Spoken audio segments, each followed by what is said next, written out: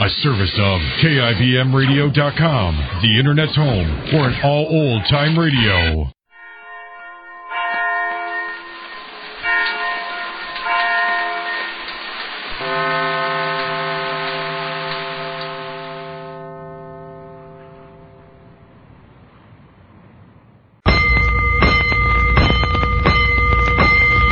Bell. Stand by all stations. Attention, all districts. A 5-alarm fire. 5 bells. Move in immediately. That's it. Let's go! Let's go!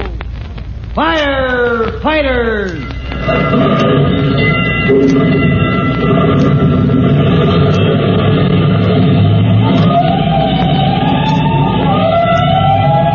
Presenting Firefighters, the true-to-life story of our unsung heroes who stand ready to ride by day or night against our most murderous enemy, the demon of fire.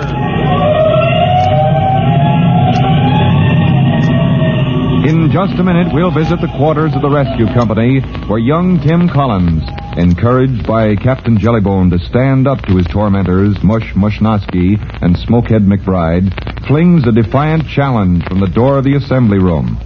In a moment, there'll be hot action. But first, here's a special notice you want to hear. Let's go, firefighters. Let's go to the quarters of the rescue company where young Tim Collins, under pressure from the older members of his new company, is about to explode into action. As you remember, Tim has just been signed on the rescue company roll by Captain Jellybone, who warned him against fighting in the company quarters, but also told him that a set of boxing gloves is kept in the watchman's desk, just in case they might come in handy. I get it, Captain. If you don't need me for anything, sir, maybe I could get a little exercise. I'd like to give the boys a workout.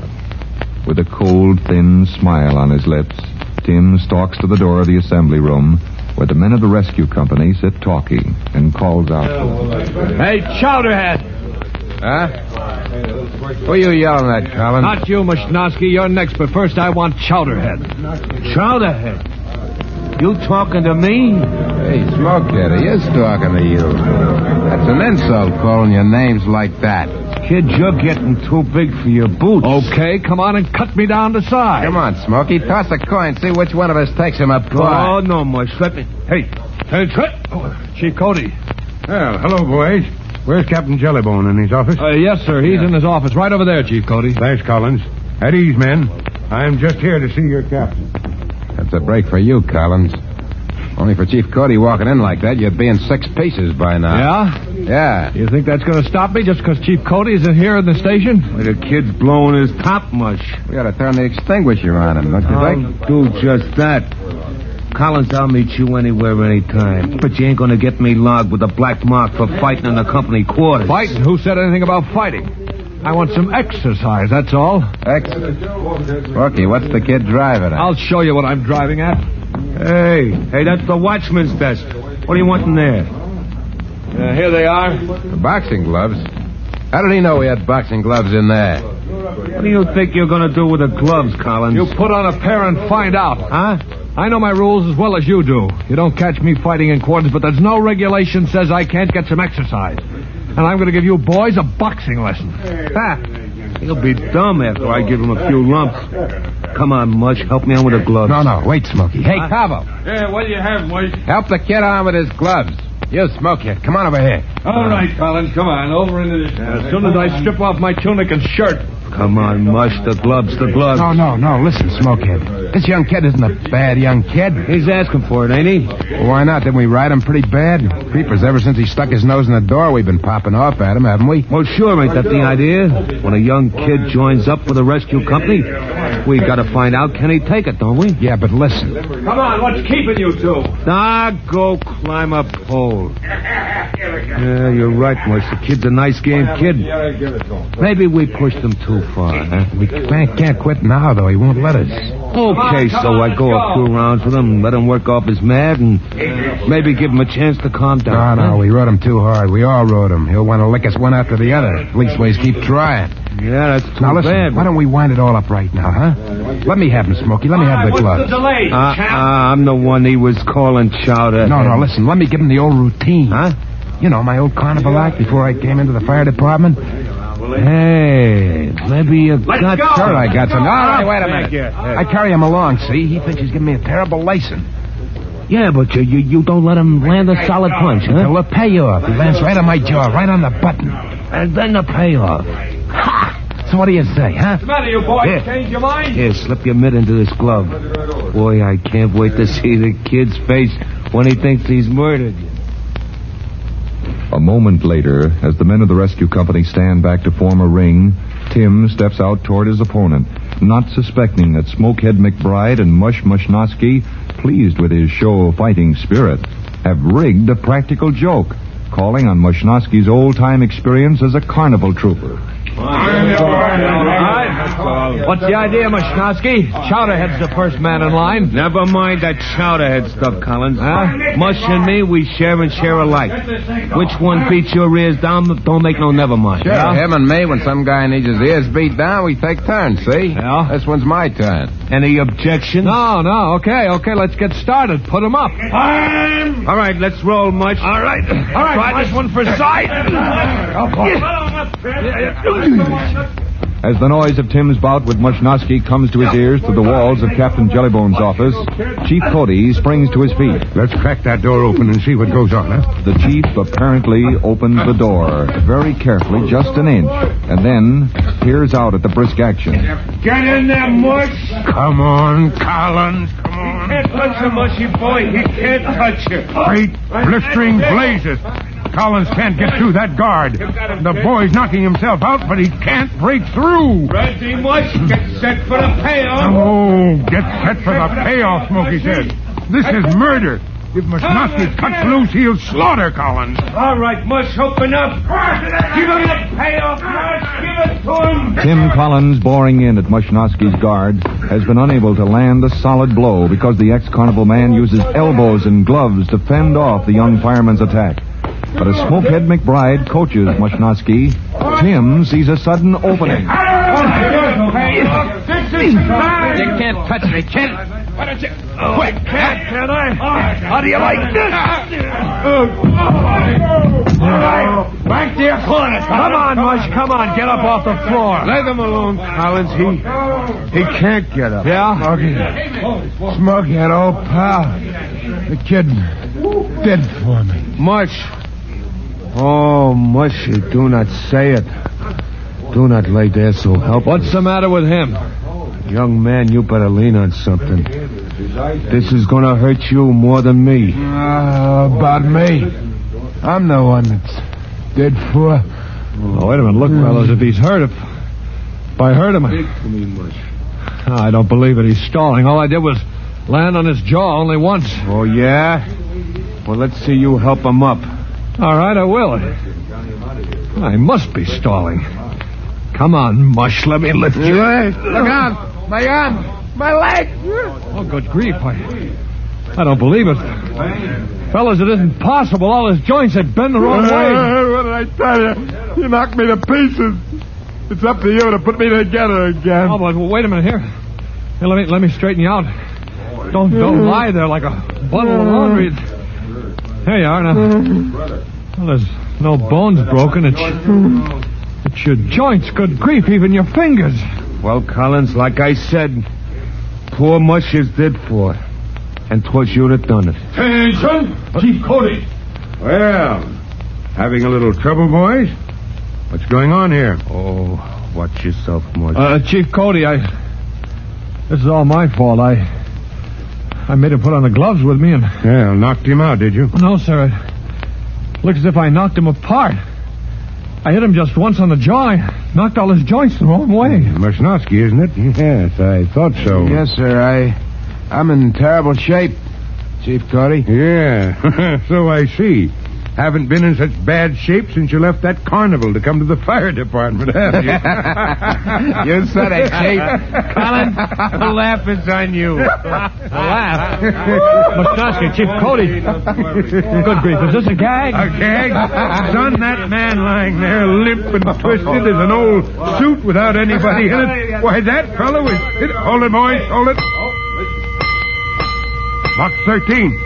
13! Private Box 13, that's for us. We roll. All right, boys, that's for you. Come on, Mush. Pull yourself together. Mushnoski, lie still. You're hurt. Out of my way, kid. Gotta go. Let's go, fellas. Oh, good grief. 1 minute he's lying there, arms and legs all twisted the wrong way, and next he's running for the wagon. Never mind Mushnoski, son. But, Chief, Never mind him, I say. That man is double-jointed. All his joints come apart or something. He was an India rubber man in the old carnival days. Then it was a gag. They were kidding me. Right up to the hill, Collins. Now climb on that wagon. You're due to roll. Yes, sir. Oh, what a relief. All right, all aboard. Let's go!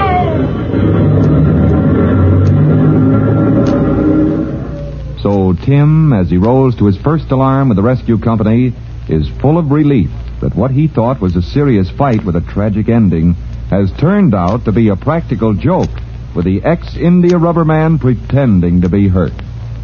Chief Cody, in his own car, follows the rescue wagon toward the thrilling adventure scene you'll visit when you hear our next true-to-life episode of The Firefighters. In just a moment, Chief Bob Cody will tell you, boys and girls, how you can help the firefighters in your own town. But first, here's the message you ought to hear. And now, Chief Bob Cody with a special notice for the Firefighters Brigade.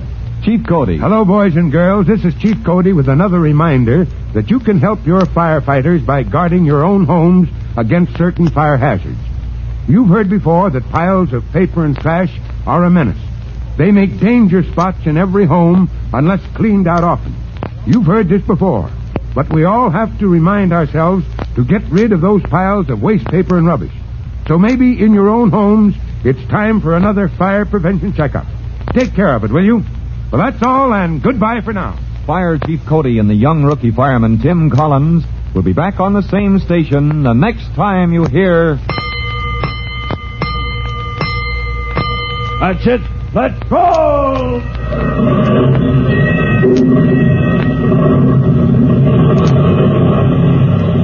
Let's go! Firefighters!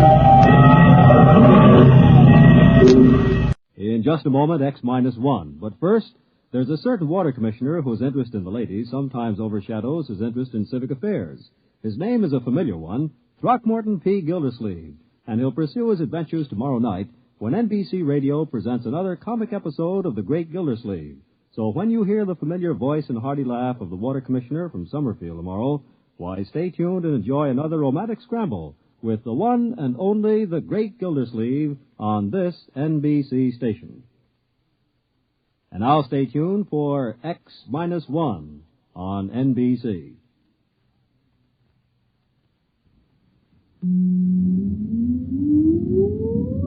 Countdown for blast off. X-5, 4, 3, 2, X-1, fire.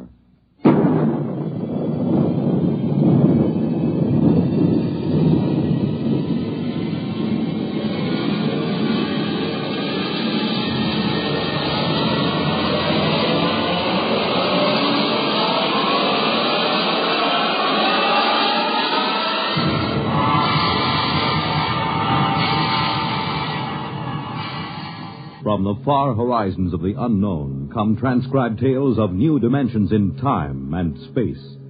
These are stories of the future, adventures in which you'll live in 1,000,000, could be years, on 1,000 maybe worlds.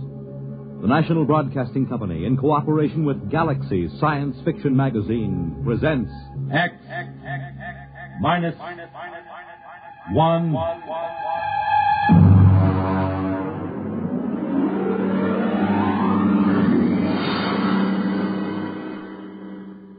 Tonight's story, The C-Chute, by Isaac Asimov.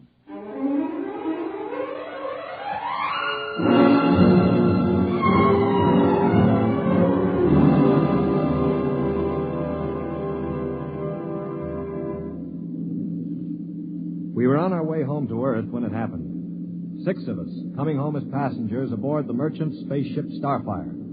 At the start of the Second Interstellar War, the one between Earth and the planet Chloro. And then it happened.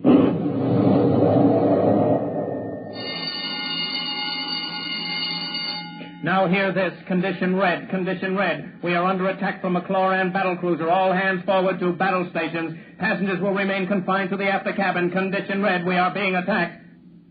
The interception by the Chloran cruiser. The murderous running duel of energy blasts and force field defenses.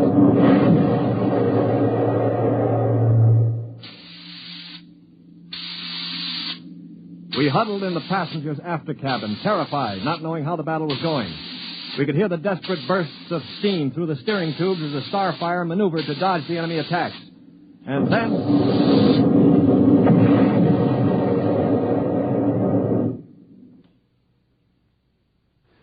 Now what? The beginning of the end, you might call it. Well, what does it mean, Stuart? You were a space pilot. It means our generators have been drained of energy. We can't fight back. But, All right, don't worry. They won't destroy us. They need our ship too badly. They'll simply board us and take over. But what about the crew? The crew, Colonel? If they have any sense, they'll surrender. If they choose to fight, they'll... Now, they're coming aboard. Now, be very still. Oh, Mother in heaven, help us. If only those fools on deck will surrender without a struggle. They are fighting. Yes, it's the end. We've got to help them. All right, don't open that door. We just can't let them die. You can't help them. I'm going. Stop him. All right. Aristide. Shut the door quickly. Aristide, my brother. That poor fool. I'll get them. My brother, I swear to you, I'll get them. Yeah, you better cover his body. The brutes. The monstrous green-skinned brutes. They're no more brutes than we are, Colonel. This is a war. Are you defending them? I'm merely pointing out the facts. I ought to strangle you. Why not save it for the chloros? I will. I promise you I will. Well, they're probably deciding right now what to do with us. We might as well settle down and wait.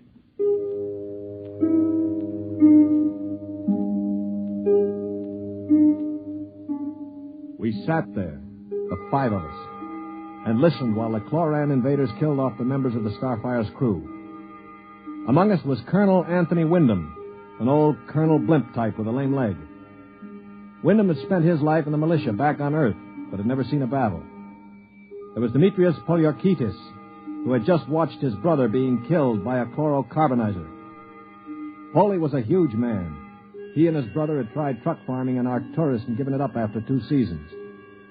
Then there was LeBlanc, a sensitive, frightened young man of 22, and Randolph Mullen, who looked like somebody's caricature of a bookkeeper. A mild, balding, milquetoast little man. And there was myself, John Stewart. I was the only one who'd ever had contact with the Chloro people. I had a pair of artoplasm hands to prove it. It is quiet now. Yeah, they've finished with the crew. Mr. Stewart? Yes, Mr. Mullen. What do you think will happen next? Well, they'll put a prize crew of 2 aboard and take us to one of their home planets as prisoners of war. Only 2 of the Chloros will stay aboard. 2 is all they'll need. Why, Colonel? You thinking of leading a gallant raid to retake the ship? Well, simply a point of information, Dasher. All right, then let me give you another point of information. If you want to commit suicide quick, just open that bulkhead door. 3 steps inside, you'd fall on your face. But why? Don't you smell anything, LeBlanc? Get close to the door. It smells like gas. Yeah, it is gas. Chlorine gas. They breathe it like we breathe oxygen. They've chlorinated the whole cruise compartment. One big whiff of that and we'd all be dead. So just forget about rushing the chloros. How do you know so much about their habits, Stuart? I lived on a chloro planet for 6 months. You see these hands? They were mangled in the oxygenating machinery of my own quarters. They grew these artoplasm things and operated. They're weak, but at least I have hands again. Monsieur Stewart. Yeah. Will they kill us? No. Why do you say that? Because in their own way, they're gentlemen. Probably will be interned for the duration. You call them gentlemen. After they killed my brother in cold blood, you call them gentlemen. You know, Stuart, you sound more and more like a blasted Greenie sympathizer. Blasted, man. Where's your patriotism and loyalty? My loyalty is where it belongs, with honesty and decency, regardless of the shape of the being it appears in. This is a ridiculous war. Why are we fighting these people? We can live only on planets with oxygen, and oxygen is poison to them. They can live only in chlorine atmosphere, which is deadly to us. Yet we're fighting them over a bunch of worthless asteroids that neither of us can live on comfortably. Well, it's a matter of principle. It's a matter of stupid pride and greed. I don't like what you say, mister. Why not? Because you talk too nice about these greeny scum. They're good to you, eh? Well, they weren't good to my brother. They killed him. And I think maybe I'll kill you, you rotten greeny... Holy... Mullen, grab him. I can't break his hold. They are coming in. Holy, let him go. They saved your life this time. But when I'm finished with them... What? I think they're opening the lock. Well, don't get between us. Holy, don't lose your head. They'll kill us all. I greet you, Earthmen.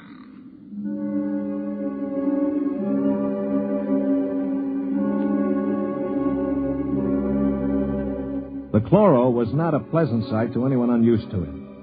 He was about the height of an Earthman, but the top of him was just a green stalk with eyes. He was still wearing a spacesuit to protect him from the oxygen in our compartment. In one of his tendrils, he carried a chloran gun. As he stood in the doorway, I could see Polyarchetes' eyes begin to glisten with rage. Then, with a bellow like a huge bull, he threw himself at the chloro.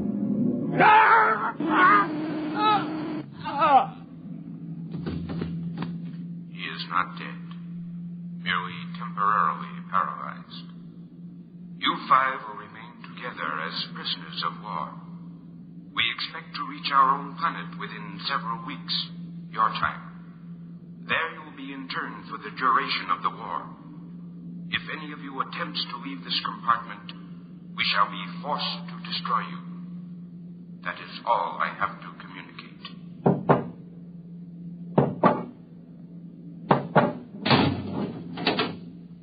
Hadn't we better do something for Mr. Polyarchetes? Oh, he'll be all right. Just hoist him up in the cot. Yes. Hi, Polly. Can you hear me, you stupid brute? His voice is coming back. Yeah. Now, I know what's going on in that thick skull of yours, Polly.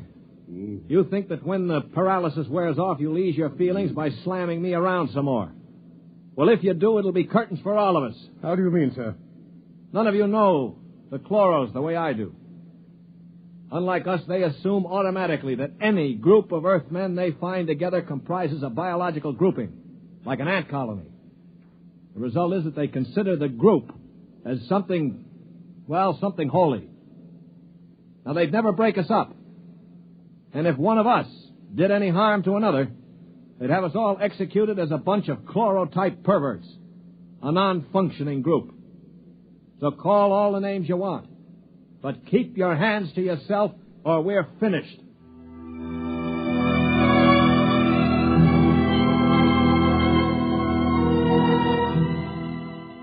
My little speech had a sobering effect on the group. For the next 24 hours, we did little besides eat our rations and think. I tried to evaluate them. The colonel I had figured for an old windbag. Polyarchetes was a hate-filled brute.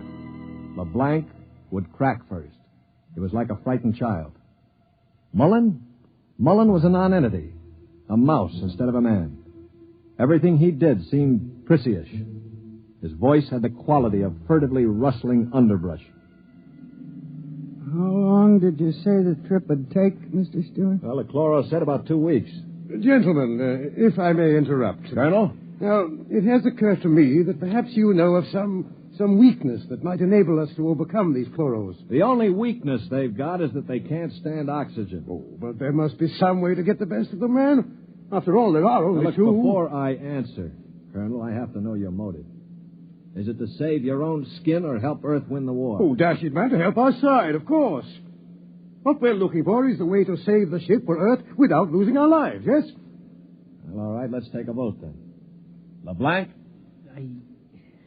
I have a wife waiting on Earth, Mr. Stewart. I do not want to die. Uh-huh. Hero number 1.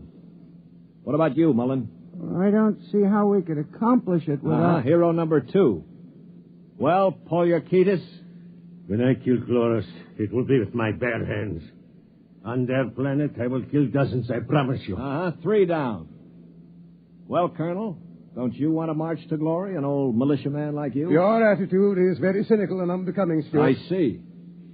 Well, then I'll have to blow the ship up myself. Stewart! Don't worry, Colonel. I don't intend to be a dead hero. Of course, there is a way we might do it. What did you say, Mr. Mullen? There's a spacesuit and magnetic boots stored in that locker over there. We might be able to reach the control room from the outside of the ship. The outside? But how would we get outside? Well, this compartment has a C-chute. It must. What is a C-chute? A C-chute, my boy, is a casualty chute. It doesn't get talked about much, but all the main compartments have them. They're just little airlocks down which you slide a corpse. Burial in space. Oh, blast it, Mullen. Suppose you did get outside. How could you re-enter the ship? Through the steam tubes, the ones they use to guide the ship. Wait a minute, Mullen. What do you know about steam tubes? I thought you were a bookkeeper. Well, on Arcturus, I got interested in spaceship models. I studied all about them. On my own time, of course. Yeah, naturally. At any rate, I learned that the steam tubes have an access vent directly to the control room for repairs and so forth. And the chloros, they are in the control room. What do you think, Stuart? Well, it's a video sort of idea, but it might just work. We could get permission from the chloros to open the C-chute and bury Paulie's brother. And one of us could slip into it, work forward, and climb up through the steam tube. The question being, which one? What about you? You with your loud talk and your sneers. I'm no hero, Paulie. I've already said that. My object is to stay alive.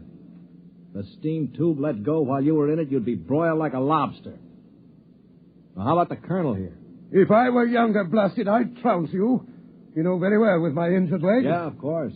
Not to mention my artificial hands. Well, now, what unfortunate deformities do the rest of us have? Paulie? You just keep talking, Mr. Big Mouth, and pretty soon we'll kick your teeth in. Of course, that's your standard reply to everything, isn't it? LeBlanc, will you do it? I cannot. Not even to get back to Denise? Please, I cannot. LeBlanc needn't go. I'll do it. What? After all, it is my idea. Wait a minute. Are you serious, Mullen? Yes. Well, how? I don't understand. Why? Why you? Well, it seems no one else will do it. But that's no reason, man. I can't think of any other. Look here. Do you really intend to go through with it, sir? Yes, I suppose I do. Well, dash it, man. Let me shake your hand. You're an Earthman, by heaven. You do this thing and win or die. I'll bear witness for you.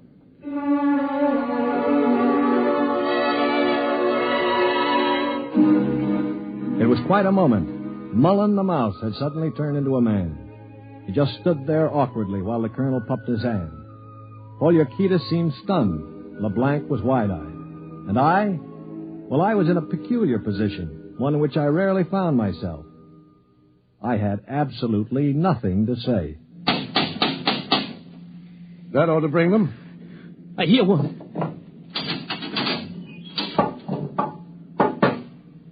What is it, Earthman?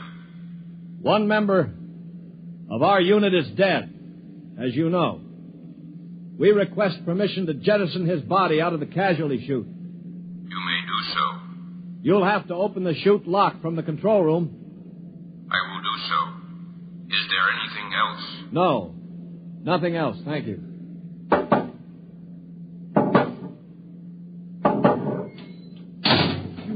Oh, boy. All right, come on now. We'll have to work fast. Mullen, get into a spacesuit from the emergency locker. Paulie, help Mom with those magnetic boots. Hurry. I'm working as fast as I can. The arm. All right, give me the helmet. The helmet. Okay. Now, Mullen, you better scratch your nose if you have to. It's your last chance for a while. What about radio contact? You can talk to us. We'll listen in on the helmet set in one of the other suits. The chloros won't have their set on the interphone frequency. Wait a moment. What for? Dash it, what's he going to use for a weapon? He isn't big enough to fight them barehanded. No, that's true. Well, how about one of those oxygen cylinders? Good idea.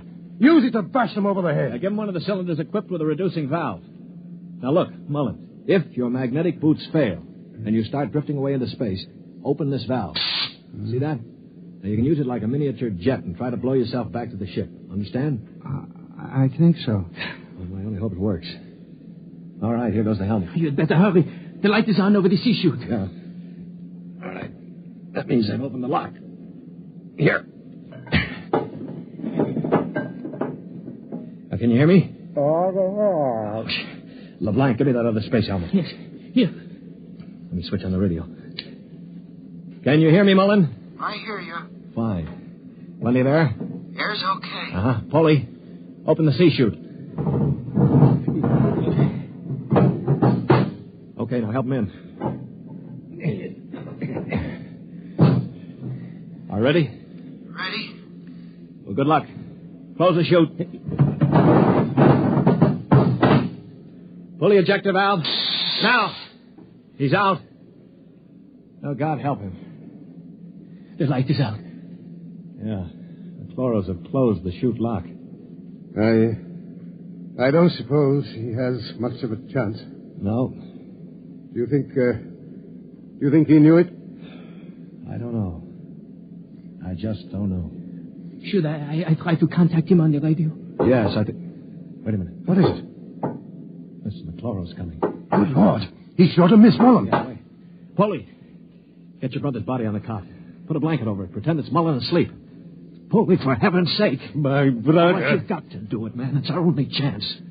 Listen, if Mullen could go out there and... Very well. I will do it. Earthman, Yes. you have jettisoned the body? Yes. Good. Is there something further we can do? No, We are very tired. Our grief is very great at losing one of our unit. We would like to rest alone. I will respect your wishes. I see that one of your units sleeps already. Yes, Mr. Mullen was overcome with grief. I leave you. Oh, brother. Polly, I thought sure you were going to rush him. With that brave little guy out there. What do you think I am anyway? And to think I laughed at him. Makes me ashamed. Yeah, I guess I've been saying some things that maybe weren't too funny. I owe all of you an apology. Do you think it's safe to try the radio? Yeah, we better. Hello? Hello, Mullen. Can you hear me? Yes, I hear you. Where are you? I'm standing on the outside of the ship. All right, now take care. One misstep and you'll be marooned in space. Now, can you find the steam tubes? I think I've found one of them already. I can feel the rim. I just hope it doesn't let go when I get inside. Be careful. I'm going into the tube now. I can feel the ladder rungs I used to repair the inside. Now, keep in contact. I'm in the tube now. Good Lord. They've let go with a blast. Oh, well, it may be the starboard tubes. Mullen! Still here. They used the other tubes, fortunately. Now, if they don't try to correct for over-deflection... Yeah, keep moving. I seem to be... Wait. Yes, I'm at the end of the tube now, where it opens into the control room. Good. Now, look, there's a small metal door there. Can you feel it? Yes, I'm afraid it's locked from the other side. Oh. I can't budge it. Mullen, listen to me. Stewart, I'm scared. I'm terribly scared. All right. Now, hang on. Don't blow up. Listen to me. Are you listening? Yes. Take the spare oxygen tank. Bang on the metal door that leads to the control room. The chloros are bound to hear you. When one of them comes to investigate, try to hit him with a cylinder. Now, aim for the stalk on top of his body. Try to blind him. Will you do that? I'll try. Well, now, go on. Only one can come. The other will stay at the controls. Now, start banging.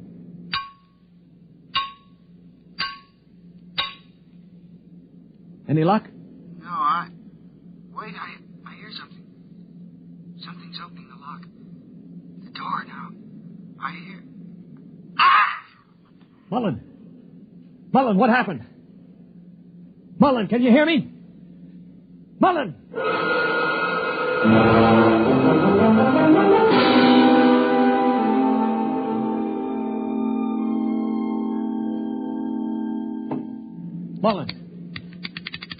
Mullen!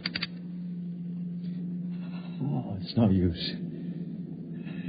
They must have gotten him. Yeah, he was one brave little guy, that one. But suppose they have just got him in the control room. I mean, maybe he's not dead. Well, Then maybe one of us could rush them. We could bang on the door and jump the chloro. Well, the first guy would be a cinch to die. But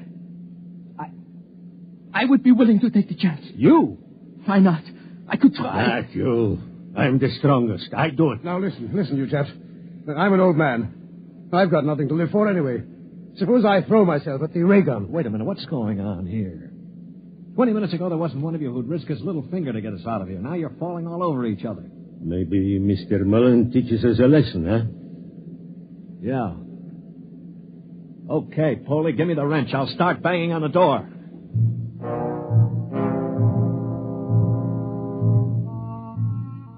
They say that selflessness is contagious. I guess maybe it is. I'd been a cynic all my life, a man who believed in nothing. Well, I'd come face to face with 4 human beings who proved that I'd been living a lie. I knew what I was going to do now. When the chloro came to investigate our compartment, I had it all planned. If only my poor, weak hands would hold out long enough. Ready? Ready. Here goes. That should bring him. Try again. Wait, listen. It's at the door. Get ready. It's opening the lock. For poor old Mullen now. Steady. No! Let him have it! Wait! Stop it! It's not the chloro! Wait! Good Lord. It's Mullen. Here, get the helmet off. That's it. All right, now lift. Mullen, are you all right? I seem to be quite all right. Well, the chloros. Both dead. At least I hope so. Well, what happened? Well, I banged on the steam tube hatch and a chloro opened it. Yeah? I hit him with a cylinder. It blinded him, I guess, but didn't kill him. He grabbed me and pulled me into the cabin. In the struggle, he broke my transmitter. That's why I couldn't talk to you. Finally, I managed to club him down. Well, what about the other one? The other one almost got me. It must have heard the scuffle and came into the cabin with a ray gun. What I did, I guess, was pure reflex. The cabin atmosphere was chlorine, of course, and the greenie didn't have a spacesuit on. Mm-hmm. So I just turned on the oxygen valve in that spare tube. It was like spraying an insect with poison. Well, you're a brave man, Mullen. I'd have been scared to death. Mullen, what is it? Mullen.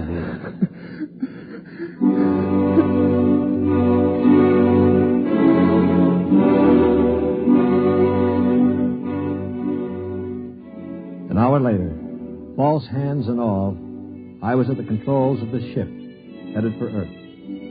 We'd gotten rid of the chlorinating equipment and restored the oxygen naturally. Mullen was asleep in the cabin under a sedative. Or so I thought until the cabin door opened. Mullen, for Pete's sake, get back to bed. No, I'm quite all right now, really. Do you mind if I watch how you operate the ship? Oh, no, not at all. Sit down. You know, I guess I owe you an apology. I didn't think too much of you. That's your privilege. No, it isn't anybody's privilege, Mullen, to despise another. For years now, I've abandoned hope of finding any decency in human beings. I owe you a vote of thanks. You embarrass me, Mr. Stewart. I didn't do it for any heroic reasons, I assure you. Far from it. Well, why did you do it, Mullen? That puzzles me very much. Well, Mr. Stewart, I'm a bookkeeper. 17 years ago, I left Earth to work on Arcturus. I never made much impression on anybody on Earth, although I wanted very much to have people like me. Well, about a year ago, I started to write to my family again. Don't ask me why. And then I asked for a leave of absence to go home after 17 years. Well, I still don't understand. It wasn't patriotism or love of a woman or money or any of those things. What was it? Mr. Stewart, haven't you ever been homesick?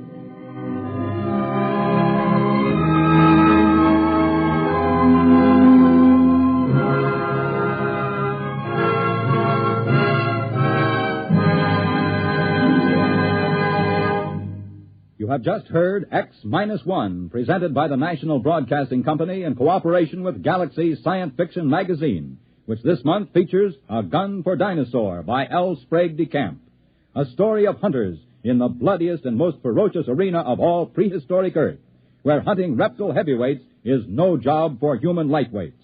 Galaxy Magazine on your newsstand today. Tonight, by transcription, X-1 has brought you The C-Chute, a story from the pages of Galaxy, written by Isaac Asimov and adapted for radio by George Lefferts. Featured in the cast were Lyle Sudrow, Stan Early, Bob Hastings, Mercer McLeod, Danny Ocko, and John Gibson. Your announcer, Bill McCord. X-1 was directed by Daniel Sutter and is an NBC Radio Network production.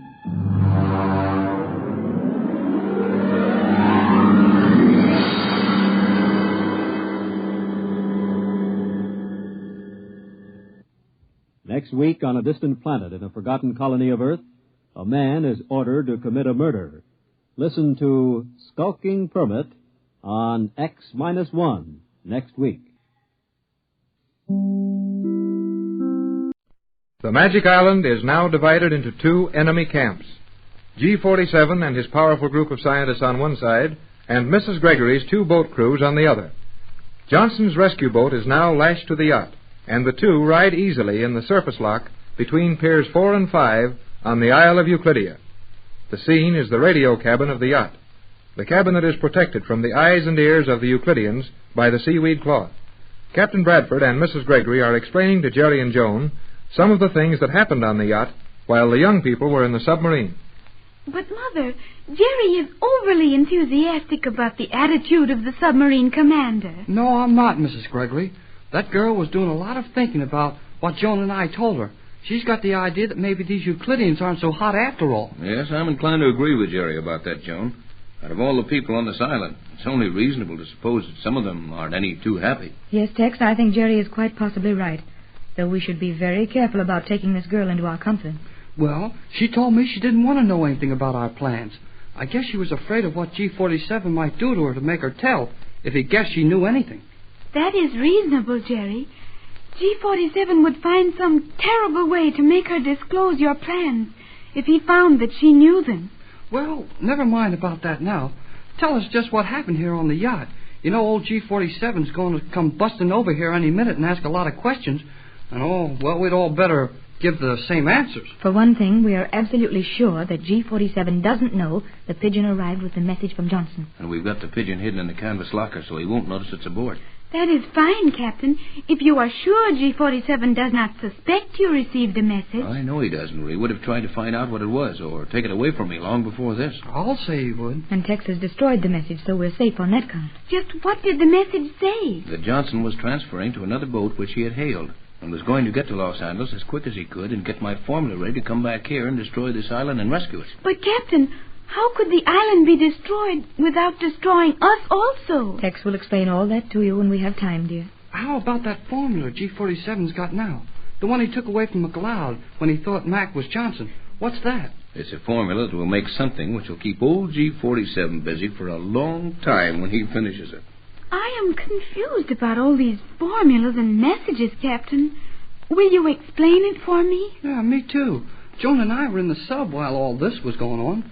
Guess we missed plenty. Well, you see, the message we sent with the pigeon to Johnson, the message he finally received, contained the number of a safety deposit box in Los Angeles, with instructions and authority to have it opened, and Tex's formula taken out. Then Johnson will have it compounded, return to the island here, and rescue us by using the formula to dissolve the island. Clear?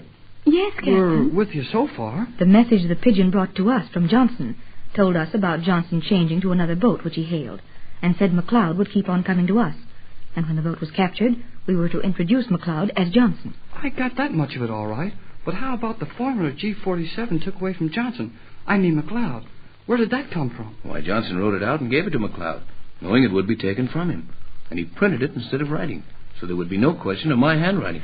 Then G-47 actually believes the formula he's now working on, the one he took from McLeod, is your universal solvent. No doubt of it, Joe. Yes, dear. G-47 is thoroughly deceived on that point. But when they make this formula up in their laboratory, and it isn't a solvent, the trouble will start all over again. Yeah, the trouble starts all over again. But this time, I think it'll be more trouble for G47 than it is for us. What do you mean, Captain? Well, the formula they have now will really make something. And I hope there's a whole bunch of these Euclidean scientists working on it when I get it finished. There will be. I heard G47 order every scientist on the island into the central laboratory to work on this formula. Then there's a chance of your desperate plan succeeding, isn't there, Tex? The more of these Euclideans there are in that laboratory, the better our chances are. What chances, Captain? What do you expect will be the result of the compounding of the formula? That laboratory will immediately be filled with a gas which will put every living thing in the room to sleep for hours. Gee, won't they have time to do anything about it? Not a chance, Jerry. When the last ingredient is added to that formula and the resulting liquid raised to a certain temperature, the gas will form with the speed of an explosion. Combustion is practically instantaneous. And enough gas will be blown around the room in less than a second to put 1,000 men to sleep. But, Captain, they will only be asleep. The gas will not permanently harm them. Is that not so? Right, Joan. Then when they wake up, terrible things will happen to all of us. I've been afraid of that too, Joan. But Tex says those men will sleep long enough to give us a chance to take command of the island. And they'll wake up our prisoners. Golly whiskers. That's sure something. Oh, that is wonderful, Mother. But are you sure it will work, Captain Bradford? There's no doubt of it. And we'll have time to do some planning before that happens. Because they'll discover that they haven't one of the ingredients. And they'll have to come to me for it. So you see, we've really got a chance against these men at last. And we may need to take advantage of it if G47 gets too desperate before Johnson can return to our rescue. That's all swell, but one thing worries me plenty, and I don't see how you're going to do anything about it. What is that, Jerry? Suppose Johnson sends a radio message to us. That'll give away everything. Yes, I've thought of that. There's not much danger of it happening. But of course, Johnson will estimate the time it should take us to get control of the radio on the island. And if he should try to reach us before that has happened, well, it wouldn't be so good. I hardly think he'll do that. Johnson knows the value of keeping his actual whereabouts a secret. On the other hand, Mother, Johnson will want to keep well advised of your progress here, as it will be some days before he can reach Los Angeles and return. Yeah, that's another thing I can't figure out. What's that, Jerry? How all this has been going on. 3 radio sets filling the air with messages, and yet we don't hear a word from anybody in the outside world. Well, that has also occurred to me, Captain Tex. It seems strange that no one except Johnson has made any attempt to come to our rescue or contact us. That is something Tex and I will explain to you and Jerry when the time is right, my dear. It's enough for you to know now that every move we have made here, every word that has passed through the air between this island and Johnson, is known in every civilized country in the world. But how can it be kept quiet? I should think the newspapers and the radio news broadcasts would be full of it. Gee, it's the biggest news in the world right now, and I never heard of being able to keep anything like this quiet. Well, someday you'll understand it all, kid. But for the present, it's enough for you to know, as Pat started to tell you. But we happen to have influence enough to keep this quiet until we want the world to act on it.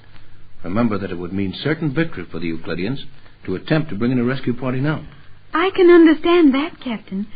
You would sacrifice thousands of lives and billions of dollars in any attempt to take this island by force, while by waiting, you may take it through strategy. Right, Joan, dear. You and Jerry are fine, understanding aides, and you've been a great help to us. I think, Mother, Jerry has been more of a help than you know. In what way, dear? Jerry talked so much about your world to the commander of the submarine that she gave us many privileges. And if what Jerry says is true as to her being willing to help us, then we have Jerry to thank for it. Nice work, Jerry. What did you tell her? Oh, I didn't tell her so much. It was just that she kind of took a liking to me. I guess she knew it never saw a fellow like me before. And then when she got kind of stuck on me, it was easy to get her on my side. At least, Jerry, you have no doubt about your own ability with the ladies. How old is this woman submarine commander, Joan? She is very old, and Jerry is foolish in thinking she was attracted to him. The commander is 22 years old. Poor old lady. I hardly see how she gets around at that age. Oh, you know what Joan means. She's just jealous, that's all. Why, Jerry Hall, If your monumental conceit were worthy of the slightest consideration, it would only be to point out the utterly ridiculous impression created by your exaggerated ego. She means I like me Yes, too much. I gathered that was the general import of the remark. Never mind, Jerry. It's sometimes better to think well of yourself than to be too modest. After all, the world takes us at our own estimation. However, it would be well to remember that the estimation must be lived up to. Okay, forget it. I'm sorry, Joan. I didn't mean to start a battle over it. The important thing is that the girl is on our side, and I'm sure of it, because she knew enough to wreck our plans if she'd have gone to G47 with it. Just exactly what did she know, Jerry? Something about those last messages not coming from Johnson's boat, wasn't it? Yeah, and why I'm kind of worried about it is, well, it's because G47 should have noticed it the same as the commander did. The only reason the direction of Johnson's radio beam did not attract the attention of G47 was because he was giving all his attention to the prism reflectors, observing the progress of the submarine. But won't the variations of that radio beam be recorded so that he'll stumble onto it later? Oh, they are recorded, of course. But in the excitement of getting Captain Bradford's formula from Johnson, or thinking he had, G47 must have forgotten to read the recording device. Then Johnson's secret is safe only until G47 decides to take a look at the records in that device. I'm afraid that's it. But maybe he'll forget it altogether. How often are the plates or rolls or whatever the record is traced on, how often are they replaced, Joe? Every 24 hours, a new roll of sensitized metal is inserted in the recording devices. Then the old rolls are safely stored away. Looks like we've got a chance if G47 doesn't look at that roll. How did the submarine commander discover that Johnson's messages were not coming from his boat? Well, she's got one of those directional beam recorders on the sub, and she watched it like a hawk. Oh. I guess she knew from the message that something was funny about it. Also, she would have noticed the loss of strength in the beam, as Johnson was getting farther and farther away when he was supposedly talking from the very boat we were towing. Well, if that girl commander knew all that and still kept quiet about it, Jerry's right. She's on our side, no doubt about it. Is there anything we can do now, Tex? I mean, can we further our plans in any way? I should think the best thing would be to just sit tight and act sorry for ourselves. An excellent idea, Jerry. If we act as if we had any plans, G47 would soon sense that our position was not as hopeless as we pretend it is. Quiet. I've got a good view of the pier through this porthole. G47 is coming, and he's in a hurry. I'm afraid that'll mean bad news. Don't give up too easy, Mrs. Gregory. I think we should say nothing more. Right, Joe. Just sit still and look hopeless. Come in. Oh, Tex, it's G47. Precisely. You will come with me to the other boat at once, Captain Bradford. I need some of your materials to complete the formula. Don't give them to him, Tex. No use being foolish, Jerry. I'll come, G47. At least, Captain Bradford, you have intelligence enough to realize that your position is quite hopeless. You win, G47. Come on, let's get it over with. Oh, Jerry, I'm afraid our last hope is gone. Things are working out just as Tex said they would. And when G47 gets those materials, he can finish the formula Captain Bradford gave him. Yeah, Tex wants him to finish it, and we'll all be on our toes when it happens. Then we'll show him how to run this island for a while. Faster than a speeding bullet. More powerful than a locomotive. Able to leap tall buildings at a single bound. Look, up in the sky. It's a bird. It's a plane. It's Superman. Kellogg's Pep. P-E-P, Pep. Kellogg's Pep, the Sunshine Cereal, presents The Adventures of Superman.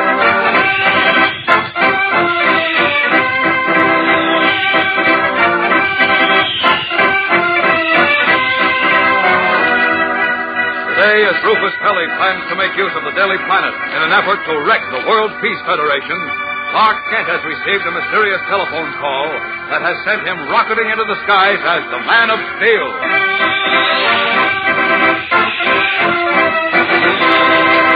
Hello there, gang. This is your pal Dan McCullough. Say, have you heard about the breakfast dish that's breezing ahead these summer days? It's Kellogg's Pep, the Sunshine Cereal. Yes, sir, Pep sure is a whiz of a treat. So light and cool and inviting that, well, you can hardly wait to start eating. Right off that tender crispness gives you the old come on. And the crunchiness of those whole wheat flakes starts sending. And when you do pitch in, what a flavor. A catchy, exciting flavor. A golden toasted flavor. A top-notch, soul-good flavor that makes your appetite do nip-ups. Believe me, gang, Kellogg's Pep sure is on the beam. It rates super duper every time when it comes to teasing your taste. Why, Pep's double everything you say for delicious, and you just wouldn't think of stopping until you've polished your bowl of Pep clean as a whistle, which is always a smart idea because Pep is good for you. Sure, just ask Mom. She'll tell you that. And nowadays, it's particularly smart because the cereal grains have been picked out to help give good nourishment to fellows and girls overseas. So, gang, remember, eat all your Pep. Don't waste it. Now, the adventures of Superman. When Homer Smith, newly appointed representative of John Grayson, publisher of the Daily Planet, ordered editor Perry White to attack the World Peace Federation in the paper, White refused, and that day he mysteriously disappeared. While Clark Kent and his friends searched frantically for him, the gray-haired editor was in the hands of Rufus Pelly, a fabulously wealthy munitions magnate who was selfishly conspiring to break up the World Peace Federation because, since its aim was to prevent wars, it threatened his business. Convinced that publisher Grayson held the key to the mystery, Kent was about to seek him out when he received a startling phone call. Pale with shock, he hung up and solemnly announced to Lois Lane, "This is a blow. Now the odds against finding Mr. White and saving the World Peace Federation are 1,000,000 to 1. Adding only that split seconds counted more than ever now, Kent rushed from Lois's office without pausing to explain, and as Superman, streaked to a small boatyard about 200 miles north of Metropolis. As we continue now, once more in his guise of Clark Kent, he is speaking to a worried boatman in a little bait and tackle shack on the harbor's edge, as outside a violent storm is raging. Listen. You say Mr. Grayson went out on the water in this storm? Yes, sir. Done all I could to talk him out of it, I did, but he wouldn't listen, the stubborn fool. Oh. Wind was blowing up already, and the barometer dropping fast when he put out. Well, listen, did Look he at that barometer, Mr. Grayson, I said to him. Look how she's dropping. Way it looks and feels to me, we're in for something mighty near a hurricane, I says. But he wouldn't listen to me. Practically is a hurricane. I had all I could do to get through it myself. But tell me, You did he... what? I said I hope Mr. Grayson can get through it. And now tell me... No, ain't got a chance in that little boat of his'n. I already called the Coast Guard, but they can't put out in this blow. Well, look, That's why I put that call through to Mr. Grayson's wife in Metropolis. I figured she ought to know. Yes, Mrs. Grayson called me. But listen, please, tell me, did Mr. Grayson say which way he was going? Any place in particular? Perhaps some harbor nearby? What difference did that make, young fella? Well, plenty. I can't search the whole ocean. You what, young fella? Oh, never mind. Just answer my question. Please, did he say where he was going? You want to know what he said? Well, I'm doing all I can to find out. If you know, please tell me. Every second counts. Well, I'll tell you all right. Just before he puts out, I says to him, Mr. Grayson, you listen to me. You're a good sailor, but I know these waters and these storms even better than you. Well, now, look, If you take that little boat of yours out in the ocean today, there's a mighty strong chance you won't be bringing her home. And you know what he says to me then? Oh, good heavens, Sam, if you'll only tell Well, me... I'm a-telling you. He looks out over the harbor to where the wind is already boiling the water white over the rip. And he says, like to himself, only I can hear him, he says, I don't care if I don't get back. Scott, which way did he head, Sam? Which way? Oh, due east and a point or two south. Straight out to sea, past the long rip there. Due east and a point or two south. Yes, sir. Keeps running in my head how he said, hey, where you going, young fella? I'll be seeing you. Wait, you don't want to go out in that storm. Wow. Does feel like a hurricane. That's not going to stop Superman. Nobody around. I can get out of these clothes back at the shack here.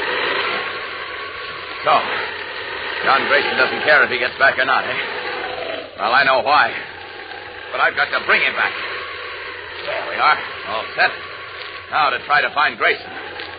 Up and away!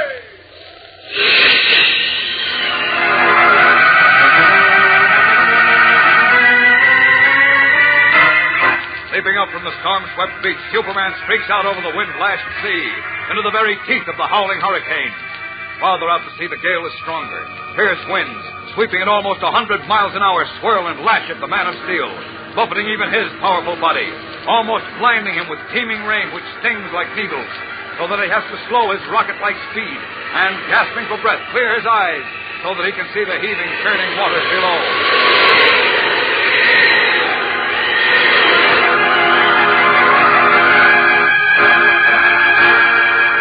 Onward he fights, and onward, first zigzagging through the path of the wild gale, then swinging and sweeping in wide-ranging circles over the waves like some great storm-defying eagle. Searching, searching, as the howling wind unleashes the full force of its fury.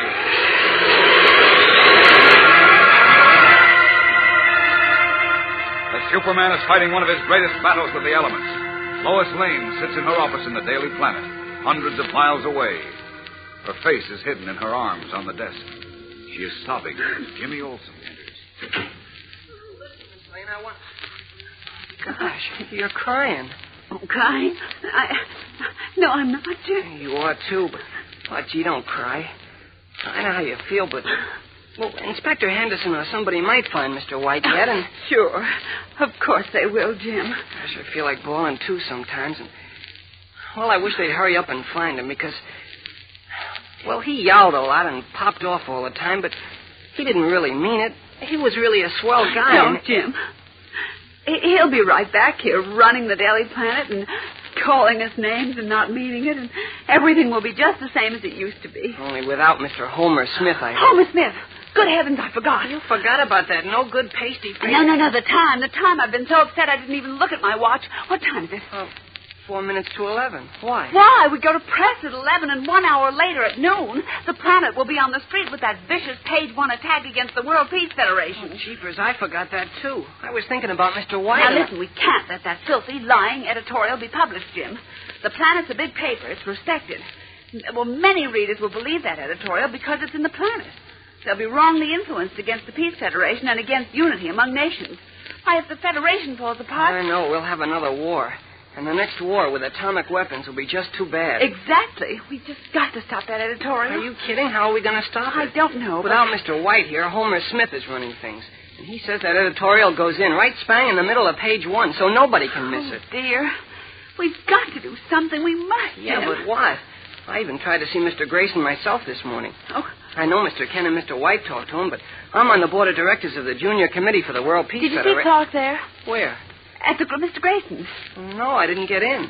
The butler said Mr. Grayson was out of town. Oh, dear, that means that Clark didn't see him either.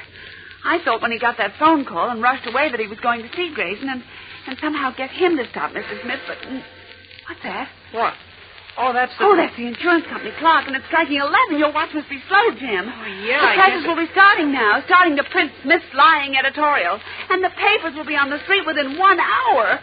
Oh, Jim, what are we going to do? I guess we're licked, Miss Lane. There's nothing we can do now. Helplessly, Lois Lane and Jimmy Olsen look at each other, defeat in their faces. 1 hour left. 1 hour, 60 minutes, in which to stop the munitions magnates' lies from influencing people against the World Peace Federation. What will happen? We'll know in a moment when we return for the exciting climax of today's episode. So stand by. You know, Monday's a big-time day on the Superman show because that's when we bring out a brand new Pep Dish of the Week. A tricky new way to dress up your breakfast dish of Kellogg's Pep. So, are you ready for the big announcement? Well, here goes. This week's Pep Dish of the Week is a Pep Double Play. It's a knockout. Listen, pour half your serving of Kellogg's Pep, the Sunshine cereal, in the bottom of your bowl. Then pour on a layer of blackberries, chilled in sugar. Add the rest of your Pep, then top with cool milk, and that's a Pep Double Play. Sure makes a hit with your morning appetite. It's that double layer of Pep that peps up the berries, because Pep is crisp and crunchy and tender, and crammed with its own full, sparkling sunshine flavor. Why, Pep is such a smooth dish, you're busy spooning it up until you've finished off every last delicate flake. And that's the hep thing to do, especially nowadays when the cereal grains are being sent to fellows and girls overseas. Keep that in mind when Mom brings Kellogg's Pep home from the grocer's. Eat all your Pep. Don't waste it. As the giant presses in the Daily Planet building begin turning out the paper with its violent attack against world peace through unity among nations, Superman still battles the hurricane over the raging Atlantic Ocean, searching for a little cabin cruiser bearing John Grayson, the one man in the world who can stop the attack on the Peace Federation and lead Superman to the rescue of Perry White. Fierce blasting gales have taken their toll from even the mighty Man of Steel. He is breathing heavily now, fighting for breath, as he shields his eyes from the wind-driven rain with his cape, fighting the growing weariness in his battered arms and legs.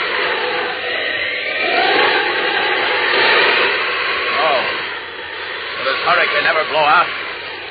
Even I can't go on much longer. I have to rest. No. What's the use? Grayson can't be alive in this. Oh, no. He must be. He's got to be. Only the gale would let up a moment. I can't keep my eyes clear. Wait a minute. What's that down there?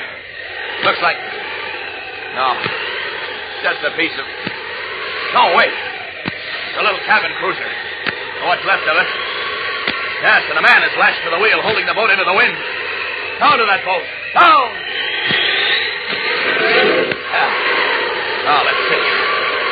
Yes, it's Grayson. I can hardly hear his heart. But he's alive.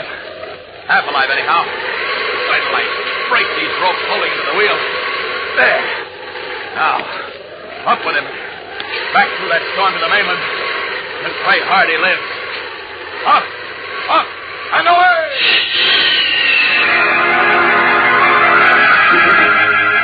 Leaping from the fast-sinking cabin cruiser with the limp, half-drowned John Grayson in his arms, Superman turns toward the distant mainland, calling on his flagging muscles for their final ounce of speed and strength to get him and his burden through safely.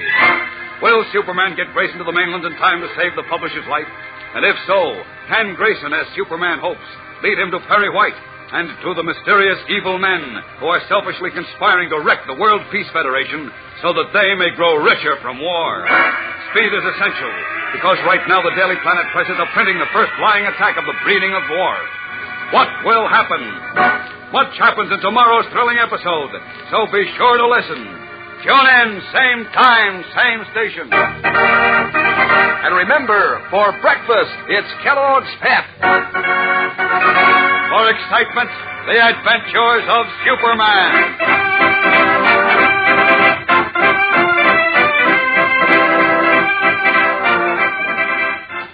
Superman is a copyrighted feature appearing in Superman DC comic magazines and is brought to you Monday through Friday at the same time by Kellogg's Pep, the Sunshine Cereal.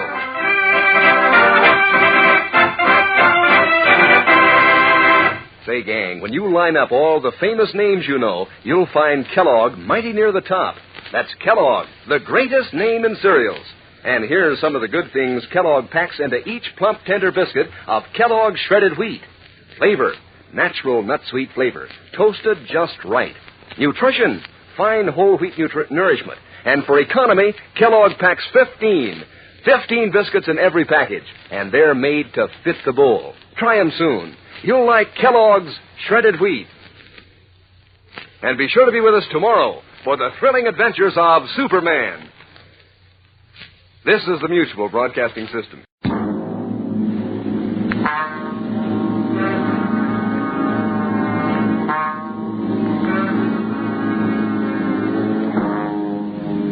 Started your Christmas shopping yet? Worried about where the money's coming from? Want to get away from it all? We offer you Escape.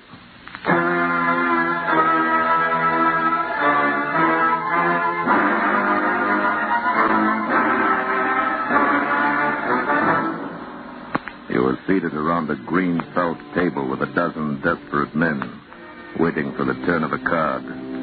If it's the ace of spades, you will be next. And you desperately desire the impossible. Escape. Escape. Produced and directed by William N. Robeson and carefully plotted to free you from the four walls of today for a half hour of high adventure. Tonight we escape to London of the last century. A London of gas lights and hansom cabs. A London where a gentleman still valued his word of honor above his life. A London of which one terrifying incident is recorded by Robert Louis Stevenson in his unforgettable story, The Young Man with the Cream Tarts.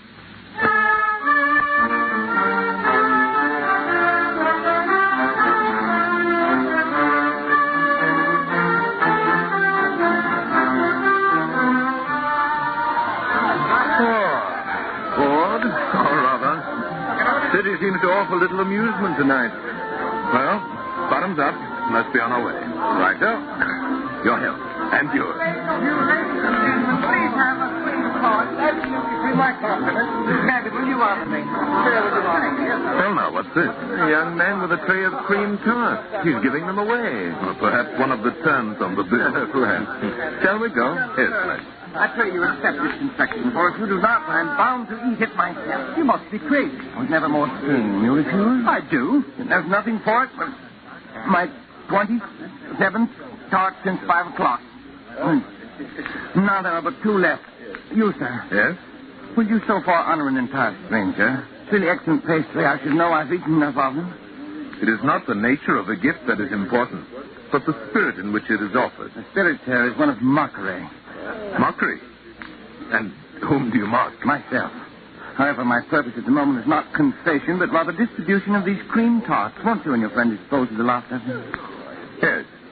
Yes, on one condition. If my friend and I eat your last 2 cakes, we shall expect you to join us at supper. Supper? It's a horrible thought. I've already eaten 2 dozen of these pastries. Very well, then we shall omit supper and become better acquainted over a bottle of wine. I'm uncertain whether my repugnance for these 2 remaining tarts or the attraction of your invitation compels me, but I accept. Excellent. Then let us finish off your pastry and seek a more quiet place. How about Michelle's in Soho? Splendid. Shall we go?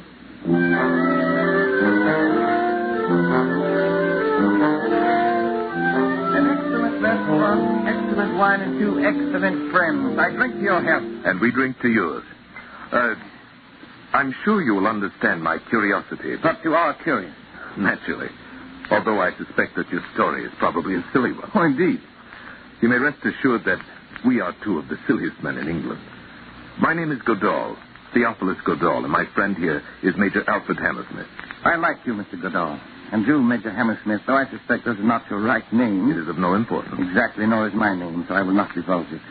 Although I see no reason why I should deny you my story. It's brief and foolish. Pray tell us, then. It's an oft-told tale. A modest fortune which I squandered in the usual ways at cards, at the horse races in Paris. Then 2 months ago, I met a young lady exactly suited to my taste in mind and body. My heart melted. I was in love too late. Yesterday, my solicitor warned me that I had but £100 left in the world. 40 of these I used last night for a special purpose, and I have agreeably spent the day disposing of the remaining £60 in as foolish a manner as I could devise. And the future? The future has been taken care of by the £40. Is it not odd that we 3 should have met by the merest accident in so large a wilderness as London and be so nearly in the same condition? Yes. Major Hammersmith, I was thinking the very same thing. What's this? Are you 2 also ruined? Is this bottle of excellent wine the last folly, like my cream tarts? Very nearly so. I'm perhaps a week behind you. I still have a few banknotes in my wallet, however. Here now, this bill will take care of the bottle of wine, and the others I throw into the fire. Oh, no. You shouldn't have burned all of them. You should have kept £40. £40? Why? Why not 50 or 70? For to my certain knowledge, there were more than 100 in his wallet. It's only just £40 he needed. But without them, there is no admission. The rule is strict. What do you mean? I have not yet completely emptied my pocketbook. You are not fooling me. You are indeed ruined men, like me. Oh, indeed. Could you muster £80 between you? Well, let me look in my wallet. Yes, 80 and a little over. Then you're indeed most fortunate. £40 each is the initiation fee of the Suicide Club. The Suicide Club? What the devil is that? The Suicide Club is death's private door. It's the ultimate convenience in our modern world. It exists for unfortunates like us. Those to whom the painful agony of corrosive poison is distasteful.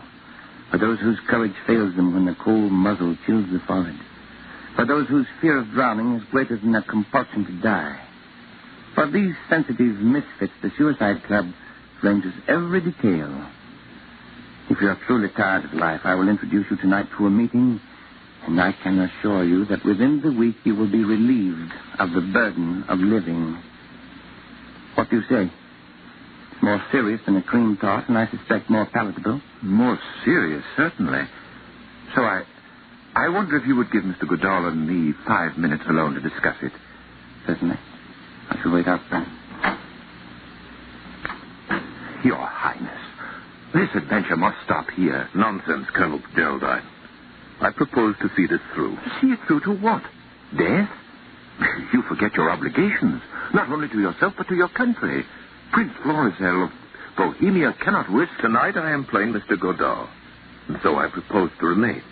And please remember, Colonel Geraldine, under no circumstances are you to betray my incognito. But, Your Highness... We have survived graver adventures than this one promises to be.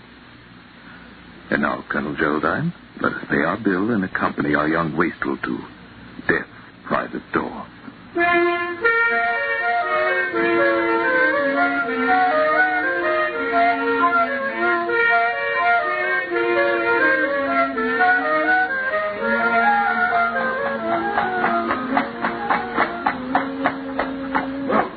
Here you are, Governor. Box court. Gentlemen, we have arrived.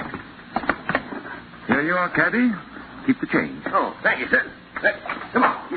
Well, Mr. Godard, Major Hammersmith, there is still time to change your mind. Lead on, sir. My mind's made up. And mine. Follow me, then.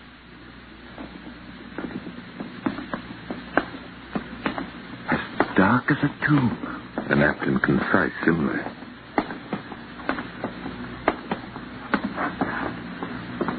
Here we are, gentlemen, at death's private door. Shall we enter? Pray, let's.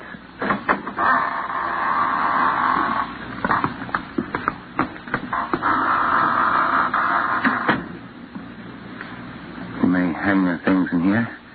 If you'll be good enough to wait, I shall call the president. Of all our follies, this is the wildest and most dangerous. I'm beginning to believe you're right. Let me beseech your highness. Do not forget you are my aide-de-camp. Not your father. Yet I am responsible to the king for your well-being. Colonel Geraldine, you're not afraid. Certainly not for myself, but for your highness. Shh, quiet. The president will see you in his office. I have vouched for you, but you must give him honest answers. The indiscretion of a single member might lead to the dispersion of the society forever. He can't afford to take that risk. Follow me. In here. He's waiting for you. Good evening. I am told that you wish to speak to me. We have a desire, sir, to join the Suicide Club. Sir, you've made a mistake. This is a private house. You must leave it instantly. We have come here upon the invitation of a friend of yours. He's already told you of our desires. Believe me, sir, when one has come this far along the path, one is not likely to be turned away and certainly will tolerate little rudeness. Permit me to assure you, either you will oblige us in the matter, or you'll regret ever having admitted us to the premises. Well, now, that's more like it. This is no place for men not yet desperate. I believe you, sir. But what of your friend? My reasons are even more cogent than Mr. Godard's. I was cashiered out of my regiment last week. Why? Cheating at cards. I see. And you, sir? What is your reason for being tired of life? Unadulterated laziness. Don't trifle with me, sir. You must have a better reason than that. I have no more money, and I'm much too lazy to come by any. If I did not have a great deal of experience in these matters, I would turn you down. But I have learned that the most frivolous excuses for a suicide often cover a deep and lifelong desire for self-destruction. Thank you for your understanding, sir. Very well. To business. I shall read you the oath of membership to which you will each subscribe. I swear to obey without question the instructions of the president of this association or any of his appointed deputies. Realizing that desirable death could scarcely be a penalty for violating this oath, I am aware that any violation will be met at the discretion of the president by those means deemed suitable by him. Namely, excommunication from the church, loss of whatever honor still attaches to my name, and or, when necessary, violent reprisals against my bereaved family. In full knowledge of the sacredness of this oath, I subscribe my name. Well, gentlemen, you are in a position to enforce those penalties. I am. Hand me the pen. My friend, the pen, please. Major Hammersmith. Thank you. That will be £40 apiece, please. Here you are. Thank you. And now, would you like to join the members in the smoking room? Indeed, we would. This way, please. Just make yourself at home. Everyone's quite informal here. If you'll pardon me, I have some other matters to attend to. Come along, Major. Let's mingle with the company. Your Highness. Be quiet. Oh, there you are. You got in all right, I see. Naturally. You'll never regret it. I'm sure we shan't. You care for a game of billiards or perhaps some whist? No, not immediately, thank you. I'd like just to wander around and listen to the conversation. You'll find it most revealing. She had always stood in the way of anything I wanted to do. And I don't care if she was my mother. She crossed me one time too often. You may be sure I would never have joined this wretched club if I had not read The Origin of the Species by Darwin. I could not bear to be descended from an ape. Certainly, I understand. There are some men who cannot abide the restrictions of the monastery. And after the abbot discovered me, there was nothing I could do. It's incomprehensible to me. What is? By this talk, this boasting, this self-justification. If a man has made up his mind to kill himself, let him do it like a gentleman. Be done with the matter. As I told you, there are some of us more frightened of the act than of the result. There's only one man in this room who does not seem to be in a state of hysteria. Who is that, Mr. Godard? Why, the gentleman sitting under the divan. Oh, yes. Yes, Mr. Malthus. Would you like to meet him? Yes, please. These others are too obvious. There's nothing very subtle about Mr. Malthus. He looks like death himself wearing thick eyeglasses. Let us discover for ourselves the reason for his relaxation. Mr. Malthus. I should like to present two new members, Mr. Godal and Major Hammersmith. How do you do, gentlemen? How do you do? It's a pleasure, sir. Won't you sit down? Newcomers. Newcomers. I envy you the novelty of your first visit. You will learn to relish it if you are spared. Why, my dear sir, this club, gentlemen, is the temple of intoxication. If my health would permit it, you may be sure I would be here more often. For this is my last dissipation. Believe me, sir, I have tried them all the vices. Yes. People trifle with love and ignorantly call it man's most powerful passion. Nonsense, sir, nonsense. Fear is the strongest passion. It is fear that you must trifle with if you wish to taste the intense joys of living. Envy me, sir. Envy me. I am a coward. How, sir, is the excitement so artfully prolonged? Oh, of course. I must tell you how the victim for every evening is selected as well as the member who is to be death's high priest for the occasion. Great heavens. You mean they kill each other? The guilt of suicide is removed in that way. Then I, or my friend, or you, any of us, might be selected this evening to murder another man? Exactly. But how have they escaped the attentions of the law? The ingenuity of our president knows no limits. The departures always appear to be accidental. Why, it's monstrous. On the contrary, my dear Major, it is godlike.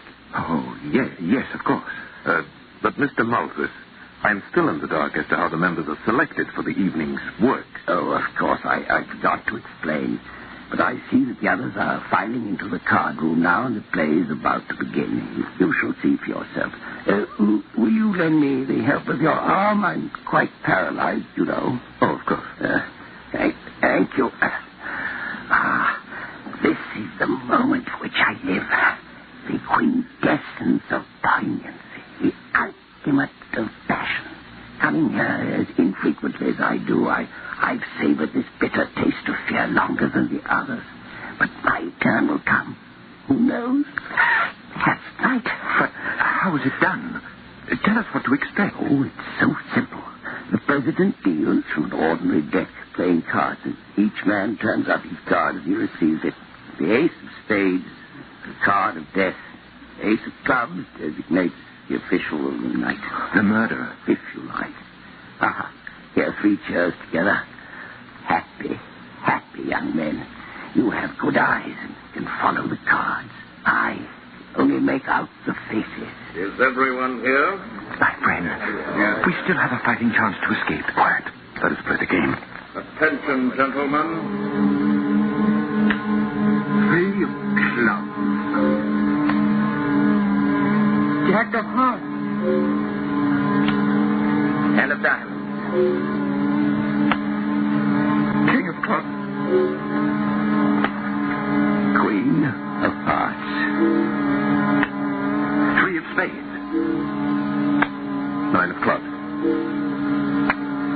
6 of spades. Oh, no! It's our young man of the Cream Tarts. He's drawn the ace of clubs. I came here to be killed, not to kill. I want to Gentlemen. die. Not murder. I must caution the members against such unseemly outbursts. I don't want Since the ace of spades has not yet turned up, I will continue the deal. Ace of hearts. 7 of clubs. King of diamonds. Jack of spades.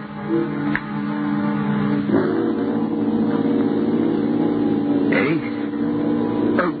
Ace. Mr. Malthus.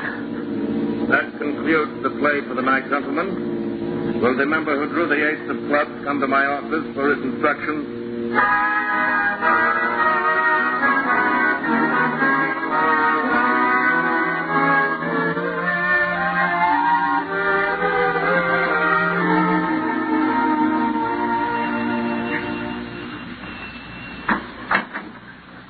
Did your Highness ring? Yes. Good morning, Godric. Good morning, sir. Oh, I shall have my breakfast in bed this morning. Yes, Your Highness. And Colonel Dardeda has been waiting for you to awaken. Oh, very well. Show him in. Thanks to Your Highness, sir. Colonel, His Highness will see you now.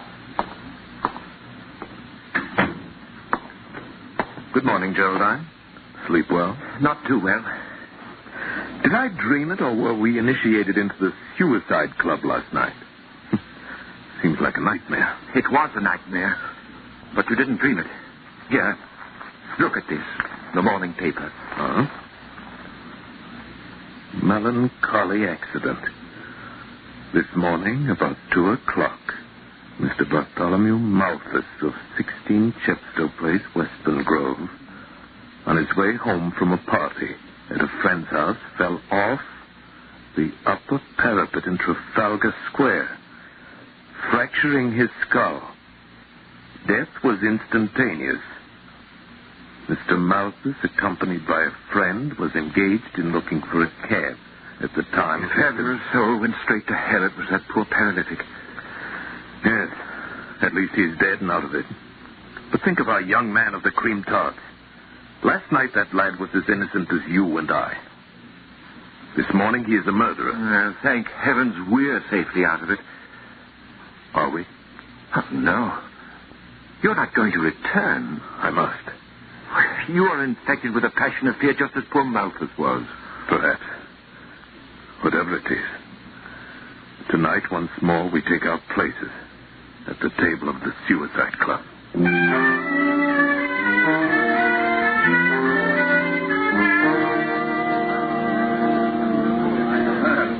Good evening. Good evening, Mr. Goodall. Back again to try your luck? Yes, indeed. And Major Hammersmith? Good evening.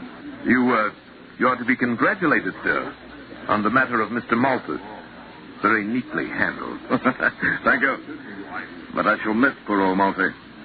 He was a man I could talk to. Yes, your bereavement must weigh heavily upon you. Indeed it does, sir. But then it's all in the game. And now, you will pardon me, we will sit down to play directly. Fiend. The foul fiend of hell. Steady, my friend. Once more, let me plead with you. Leave this evil house before it's too late. You're very tiresome tonight. Oh, here's our young friend of the Cream Tarts. Good evening, old chap. Oh, Mr. Goodall, Mr. Hammersmith. Oh, how I wish I'd never brought you to this infamous place. Oh, leave. Leave while your hands are still clean. But our oath. We cannot go back upon our oath. Well, renounce it. Forget everything. Let them do their worst, but leave. Leave before it's too late. Hey, if you could have heard the old man scream as I pushed him from the parapet, the crunch of his brittle bones as he fluttered to the pavement. Yes, I perceive the dealing is about to begin. Shall we go in? Yes. Mr. Goodall, if you have any kindness in your soul, wish the ace of spades for me tonight. There's nothing left for me but to die. Attention, gentlemen. 3 of hearts. Queen of spades. Ace of diamonds.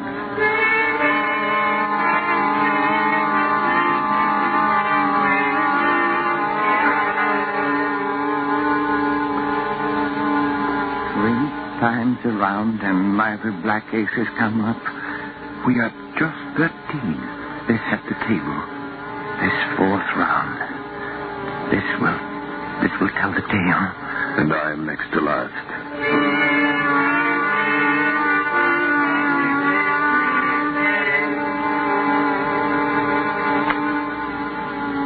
Ace.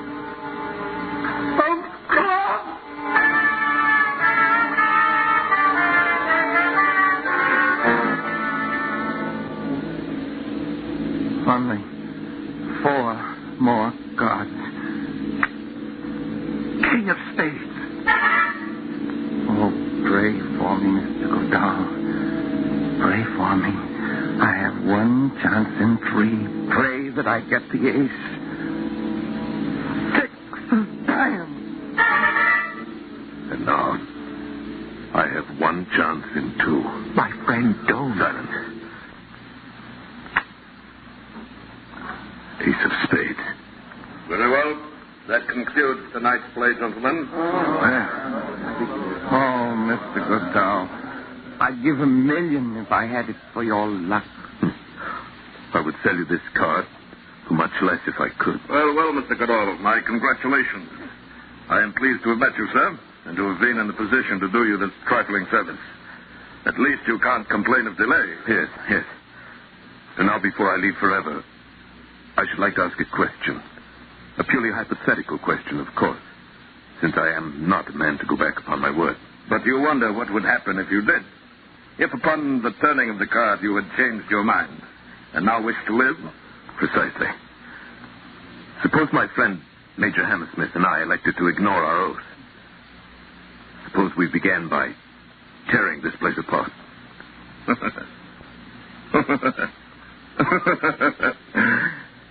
You wouldn't even get started. The guests themselves are desperate men, but if they did not stop you, the servants, who are even more desperate, would. You would never leave this house alive. I see. Well, it was purely an academic question. Naturally. Very well, then. What are my instructions?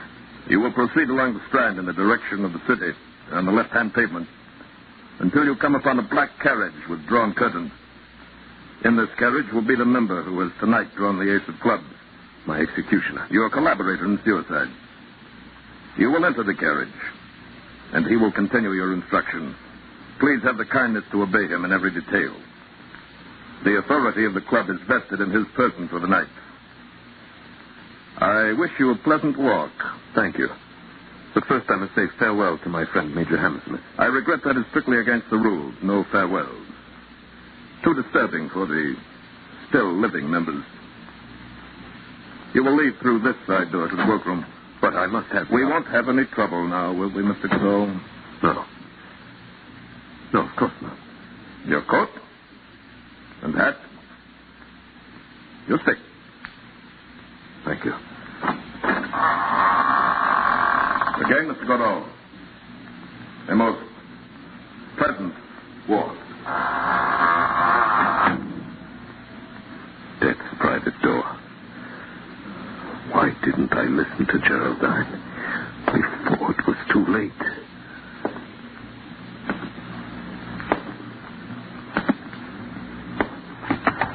What is it? My instructions are to meet the coach in the Strand. We'll take this coach right now. Get in with you, me. All right. Take us on the way. Your Highness will pardon the violation of his person. Geraldine. Oh, my friend. It was quite necessary under the circumstances. As soon as you turned up the ace of spades, I slipped out of the house to prepare for your escape. But how did you manage it? When I realized I could not dissuade you from attending the club tonight, I retained the services of a certain capable and reliable private detective. But his secrecy has been bought and paid for. His men are now raiding the suicide club. The members will be removed to your townhouse, where it remains for you to pass judgment upon them. That I will gladly do, and with the utmost dispatch.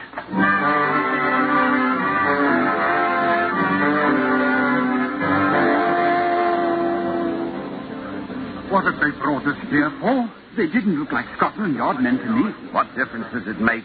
Perhaps this will be a quicker way out. Gentlemen. Why, that's my friend, Major Hammersmith. His Royal Highness, Prince Florizel of Bohemia. Why, that's Mr. Godin. Always thought there was something odd about this, too. Gentlemen, tonight we have removed you from a house of death to a house of life and hope. Those of you who have come to your present condition through lack of fortune will receive employment and remuneration from my treasury.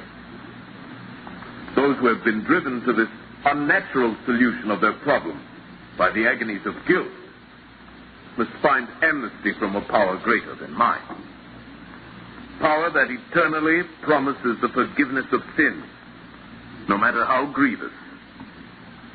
Only one of you is truly evil, and him I shall deal with myself. Where is he? Where is the president of the club? Colonel Jones, why, he should be here, Your Highness. Begging Your Highness pardon. Who's this man, Jones? The chief of the detectives. Yes? What is it? Was you referring to the sallow chap with the sword whiskers and the black suit? Yes, that's the one. The president of the Suicide Club. Where is he? Yeah, he is. Why not? Well, when we broke into the little office down there at the club, we found him sprawled over the desk with a little empty bottle in his hand. He'd committed suicide.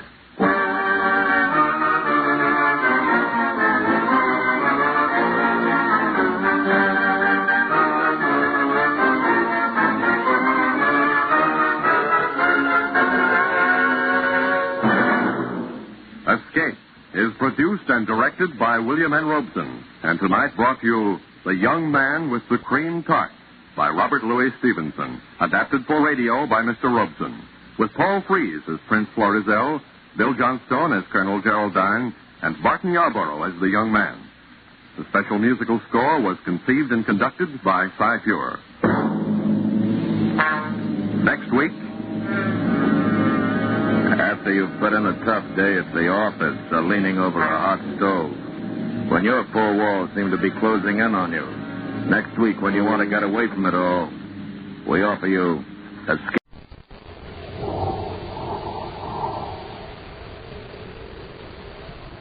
The American Broadcasting Company Radio Network presents Space Patrol! High adventure in the wild vast reaches of space. Missions of daring in the name of interplanetary justice. Travel into the future with Buzz Corey, Commander-in-Chief of the Space Patrol! In today's transcribed Space Patrol adventure, Buzz and Happy are exploring the ruins of a lost civilization. Suddenly aware that a man is following them, Buzz pulls Happy into a dark passage. You can see us stepping in. You can't see us in this dark passage, but we'll be friendly near. Come on, look. The big stone at the entrance. It's moving. He knows we're in here. No man in the universe could move that stone. Waste. Not from this universe. He sealed us in. We're trapped. We'll be back in a moment with today's exciting Space Patrol story, The Crown of Dardeda. Korean children don't cry. It's a strange thing. Thousands upon thousands of them have been orphaned or cut completely adrift by the war. You see them in every large city. They sleep on sidewalks, in alleys, under bridges, or wandering aimlessly around the streets. Perhaps they're too hungry to cry, or too hopeless, with a terrible childish cynicism. The sight of their bewildered faces, their huddled, ragged figures like little old men and women, is something no one who has seen it can ever forget. There's a chance for you to restore a measure of faith to these forlorn children of Korea. A chance to restore their power to cry. A $10 care parcel will not only help feed one of these children for a month, it may also give him back his youth. Send your order now to CARE, 660 First Avenue, New York 16, or to your local CARE office. And now today's Space Patrol adventure, The Crown of Dardeda. The patient in room 399 of the Special Confinement Ward in the Terra Hospital is causing great concern to Commander Corey. Captured after a violent struggle at the Terra Spaceport, he has failed to respond to expert treatment. Although conscious and able to talk, he has refused to reveal his identity or the reason for his attempt to steal a spaceship. Now, in his central office at headquarters, Buzz examines the medical report that Happy has just handed him. Well, the blood sample doesn't fall into any known classification. We really have got a mystery here. Yes, it's a case where our crime lab may be able to help the doctors. I'll call the identification section and see if they've matched his photograph with fingerprints. We must have a record. If he wasn't trying to hide something, he'd have told us who he was. ID section? This is Commander Corey. You have a report on the subject in Bulletin 413-8. I see. And you have no matching photograph in the file. Well, how about fingerprints? You must have. You're certain? All right. Hurry on. I can guess his fingerprints aren't in the file. Worse than that. Happy he has no fingerprints. Huh? But it's impossible. His prints are as smooth as metal. No loops, spirals, or scales. In case you might have been wearing plastic gloves. Dr. Rockets, the guy's a total mystery. We've got to give him a brainograph test right away and call the hospital. I don't quite get it, sir. What do you mean he's not as big a mystery? Hold it, Pat. Operator, this is Commander Corey at Space Patrol Headquarters. Put me through to Superintendent Mannheim. This is urgent. Pat. Yes, sir? Contact the security lab. Tell them to set up the brainograph. Dr. Mannheim? Commander Corey, I've got a theory about our patient in room 399. I think he's from another solar system. That would explain his behavior and also the trouble you've had in treating... Oh, all right, Doctor, go ahead. What? When did this happen? I see. Oh, how is Dr. Kentner? Well, keep the guard at 399. I'll be right over. Corey out. Happy the patient escaped. What? The nurse found Dr. Kentner lying dazed on the floor, covered with a sheet. The patient had taken the doctor's clothes. So how did he get past the guard? He didn't. The bars in the window were ripped out. Dr. Rockets. I'll load it at the spaceport. Then we'll get over to the hospital. Behind locked doors in a small apartment in another part of Terra, a man sits before a spacephone transmitter, beaming the signal toward a remote part of space. Agent Orkan calling Shardu of Dardeda. Agent Orkan calling Shardu of Dardeda. This is Shardu. Why are you late in reporting, Orkan? I met with a slight accident, Shardu. I was captured and confined to a hospital. Fortunately, I was able to escape. About the crown. Have you located it? The jeweled crown of Dardeda is hidden on the third natural planet of this solar system, a planet called Earth. My ancestors lost the rule of Dardeda 1,000 years ago when the crown was stolen. For 10 centuries we have been broadcast under the control of despots. The return of the crown will mean that I will become emperor of all Dardeda. So much at stake. I cannot risk failure. I won't fail. Very well, Orkan. Continue your search.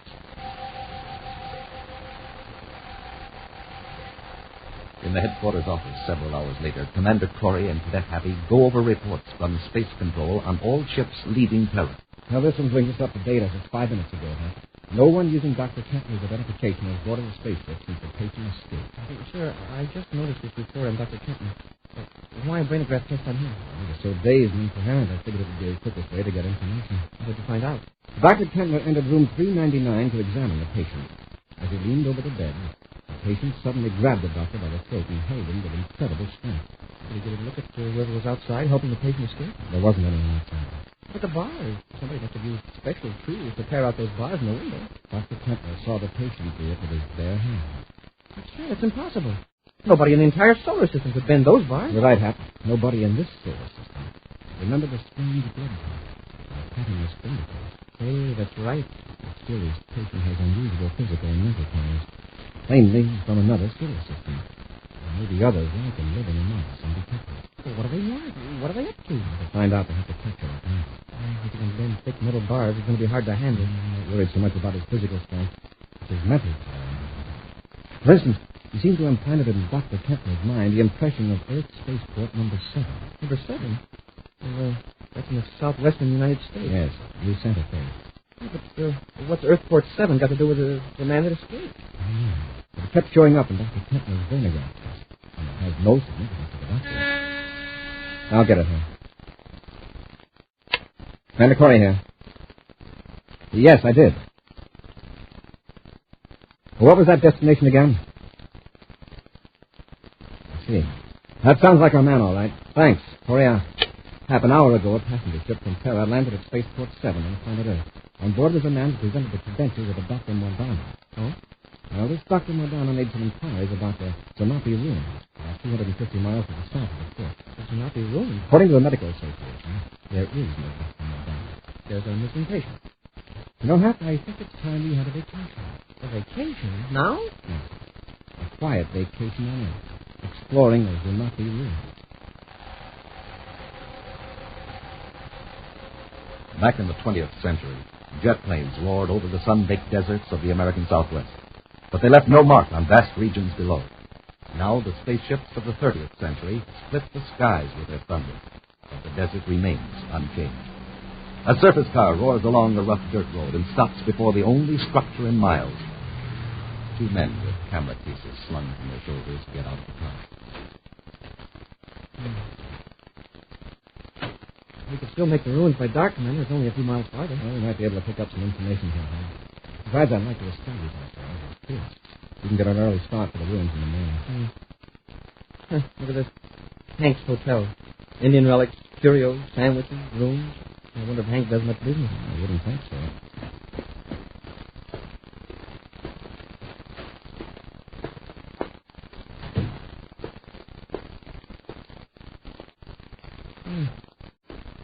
Howdy, folks.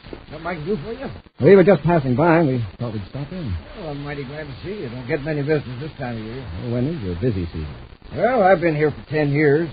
I don't reckon I ever did have what you'd rightly call a business season. Oh, that's too bad. Oh, no, it ain't.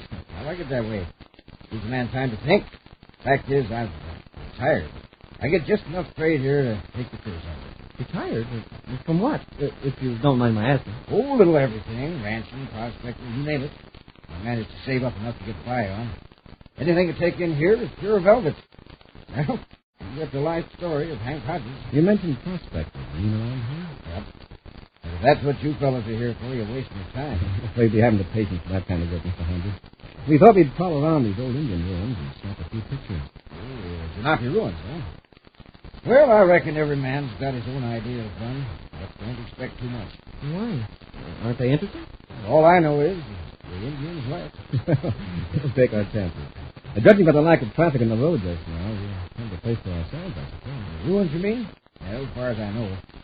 You don't calculate going out there tonight, do you? We haven't quite made up our mind. Well, you better wait till morning. The road gives up and quits a few miles from here. You get lost. Well, then what are we going to do? Well, didn't you see the sign outside? Here's a hotel, too. Ain't as fancy as those places up at New Santa Fe, but you'd be comfortable. Sounds like a good idea. We'll take you up on that offer, Mr. Hodges. Now you're talking. And just call me. We'll get our gear out of the car. Come on. Yes, sir. I'll be out to help you in a jiffy. Just remembered I got some coffee perking on the stove in the back room. All right, Mr. Hodges.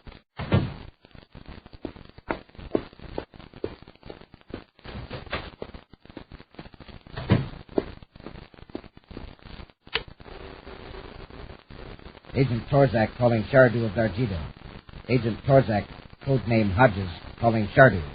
This is Shardu. Proceed with your report, Torzak. Two men are here, on the way to the Zanapi ruins. I'm sure they're space patrolmen after Agent Orkan. You have your orders. Dispose of it. It would be awkward here. They would be suspected. Follow them to the ruins. Orkan must be protected from all interference in his search for the crown of Dardeda. Rest assured, Shardu. The space patrolmen will never leave the ruins of Zanapi. We'll return to Space Patrol in just a moment. The United States has seen many changes in the past dozen years, all pointing to a still better way of living. Millions more Americans are working, earning more, saving more. We're eating more and eating better. More young people are going to high school and college. More of us are getting paid vacations. More of us are enjoying the luxuries of life. Sports, radio, television, the theater, concerts. Church attendance and membership has climbed steadily upward. The better you know America, the better the future looks. Write for the free booklet, The Future of America. Box 1776, Grand Central Station, New York, 17. Now back to today's Space Patrol adventure, The Crown of Dardeda. Commander Corey and Cadet Happy are in the southwest desert region of America. searching for a patient who escaped from the special confinement ward of the Terra Hospital. The patient's unusual physical and mental powers lead Buzz to believe that the man is from another solar system. Buzz and Happy spent the night at a lonely roadside hotel in Curiosha, operated by a genial gentleman who calls himself Hank Hodges. The space patrollers don't know it, but Hodges is also from another solar system. Now Buzz and Happy are in their circus car, ready to leave for the Zunapi ruins. I remember now. Follow the road that runs out, then keep going. You come to the red butte. Cut right and follow the dry voice. You'll end up at the end. You'll find it, Hank. See you later, Hank. Go on, fellas. And watch out for the rattlesnakes.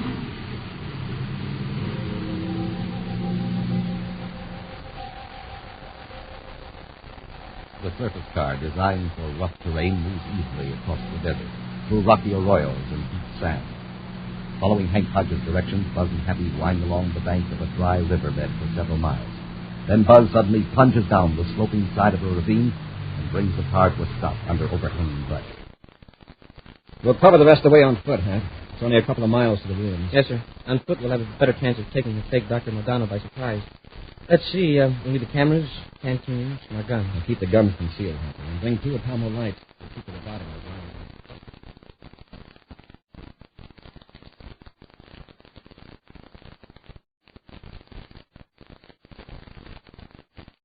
Commander, this is a regular city. According to Sterndorf, there are thousands of yards of hidden passages. Sterndorf?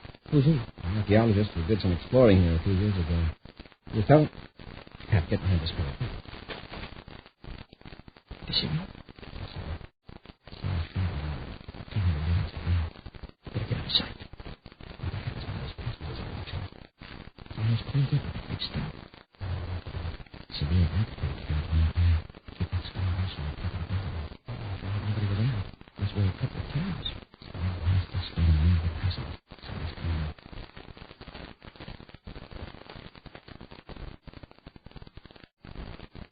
See, it's stuck in here. We've got the original. I can't see it, so it's got a passage with 50 feet.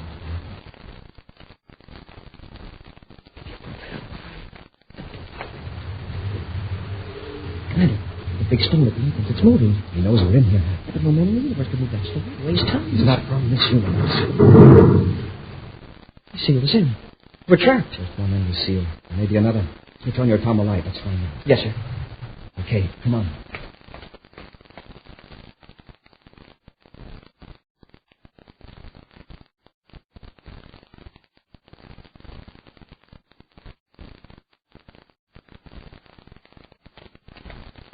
There's another time. Let's hope this time it pays off. Oh, it's a dead end. Oh, my gosh. Take it easy. It's just a step. Oh, you scared the life out of me, sir. The Atomo light put a right square in the face. It is startling. An ancient idol holding a sword and outstretched arm. I guess we're really fixed this time. Big stone at one end of the passage and old double ugly at this one. Expression and attitude of that statue. It's like it is guarding something. What is there to guard? Just a blank wall. It not the Indians are too intelligent to go to this much work without a reason. The reason might not make sense to us, but... The idol is stone, but the sword is real. Hey, I wonder if I could look at loose in that stone first. It'll make a dandy souvenir. Yeah, souvenir. That's the last thing we need now. Stop your eye. Move when you pull it that sword. I guess those double uglies is falling apart for me. Smoking rockets, what's happening? Part of the wall is swinging back. You found the way out of the passage. Well, I figure that statue must have a purpose. There wouldn't be any sense of it just standing here. Same goes for us. Come on, through that door. Stop. Turn on that light. This is it. I saw another man at the head. Hold perfectly still. Somewhere else here.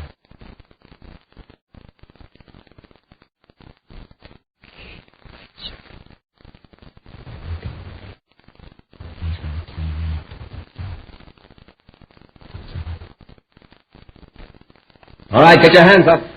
It's him, Commander. The escape pusher. Yes, Commander Corey. I hardly expected to see you. We wanted it to be a surprise. I'm glad to see that you've recovered. Now, if you lead us out of here, we'll take you back to terror. And why to terror? For attempting to steal a spaceship, assaulting a guard, and Dr. Kepner, and for impersonating a physician. And just how do you know I am not a physician? I'd also like to go into the matter of why you're in the solar system in the first place. You've figured that out, have you? I suppose my tearing out the bars of the hospital window gave you a clue. Yeah, and rolling that big rock in front of the passage. Rock? What rock? Oh, well, maybe a butterfly landed on it and tipped it off balance. Oh, the rock. And there is no use pretending anymore, I suppose. My name is Orkan. I am from the planet in the Antares system. Planet Dardeda. I suppose there are others among us than Dardeda. I am not at liberty to answer that. The brainograph will tell us. Gentlemen, you might as well put down those puny weapons. Stay where you are, Orkan. One more step and you will be sound asleep from a charge of cosmic rays. You will find that you are unable to pull the trigger tonight. All right.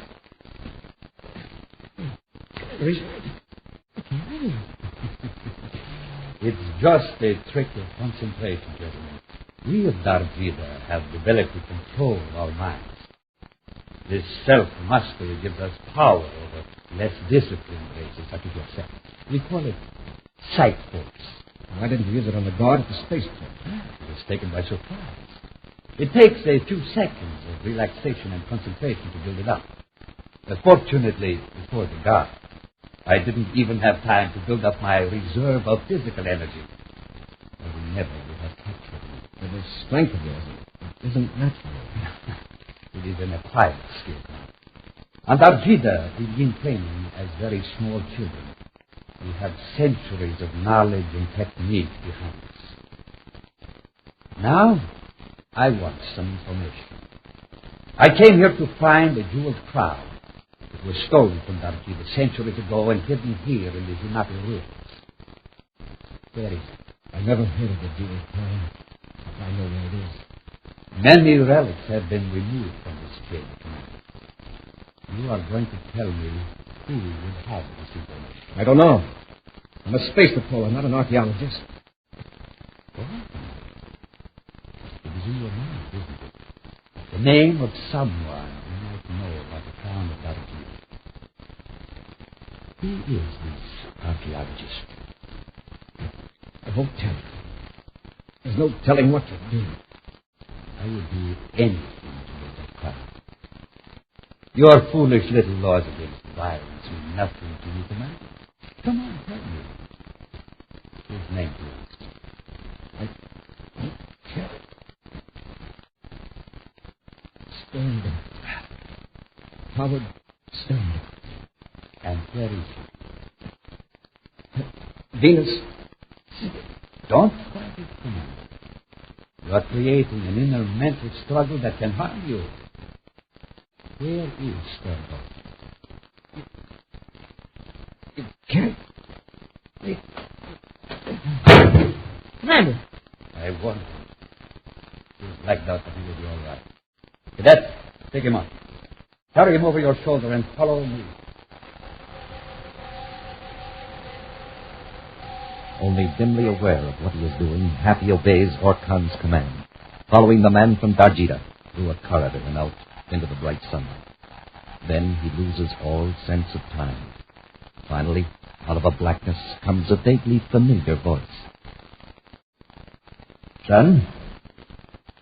Son, are you awake? Happy opens his eyes and finds himself lying on a bed in a plainly furnished room. A familiar room. Lying beside him is Commander Crow.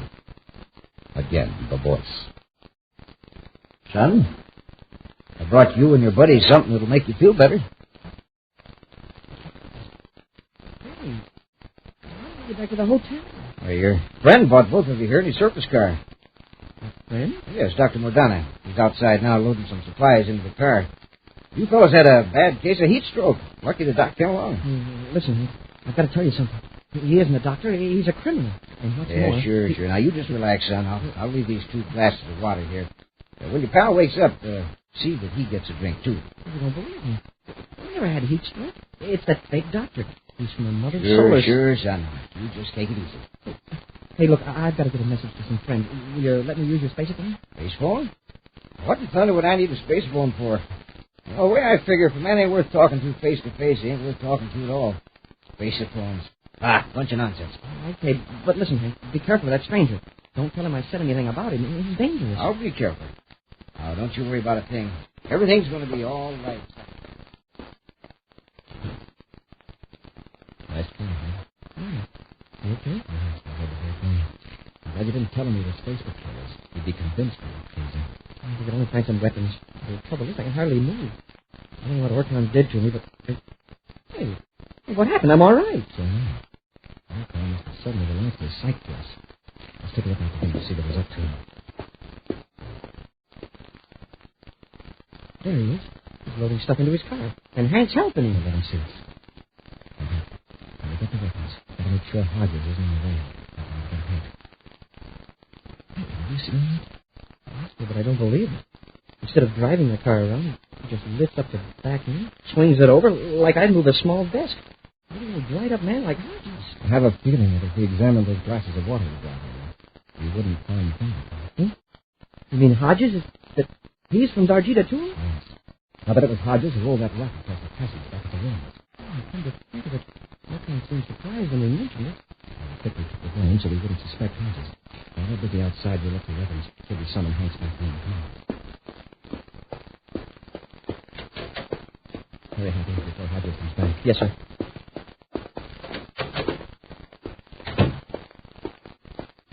Smoking rock, it's a spacer phone. And he said he didn't have one. What clinches it? Have you look around for weapons. I'll contact Terra headquarters and have them warn Sterndorf at Venus City University. No, I hear someone coming. Quickly, behind us. This is where Hodges keeps his groceries. I hope he isn't hungry right now.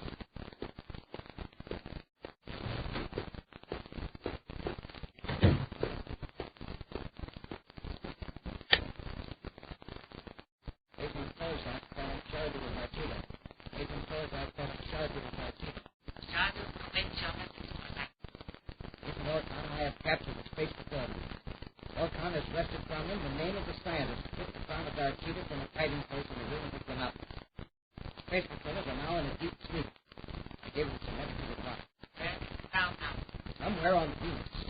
Orton was left for his spacesuit. I will obtain more exact information from the space patrol. Relay it to Orton. Soon, Shardu, you will be wearing the crown as Emperor of Dardeda. Excellent. Keep me informed of all developments. Yes, Shardu. Hurry. I'll get him, Hap. Nice work, Commander. On your feet. You ought to be ashamed hitting an old man. An old man who can roll a 2-ton rock and lift a surface car. Not as old as you can. You better tie him up, Commander. What'll hold him? Bring him a glass of water, huh? One of the glasses he wanted us to drink. Now, fellas, you got me all wrong. Oh, you can stop acting now, Hodges. The curtain's gone down on your little scene. And we're sure you're under control. We're going after your pal, Orton. What about Shardu's crown? It's rightfully his as Emperor. He's not our Emperor. And if he doesn't respect our laws, well, he's just going to have to rule bareheaded. And I hope he catches cold. We'll have a preview of next week's exciting Space Patrol adventure in just a moment. Young men, today's Army can prepare you for success. It can help you to a better future with valuable job training, opportunities for travel, and a chance to show your ability as a leader. The Army now offers training in over 30 career fields, in everything from auto mechanics to guided missiles and electronics. Here you can learn a trade which will pay you well for the rest of your life. And of course, you'll be paid while you learn. And you'll get a 30-day leave with pay every year. So serve your country and yourself in the new United States Army.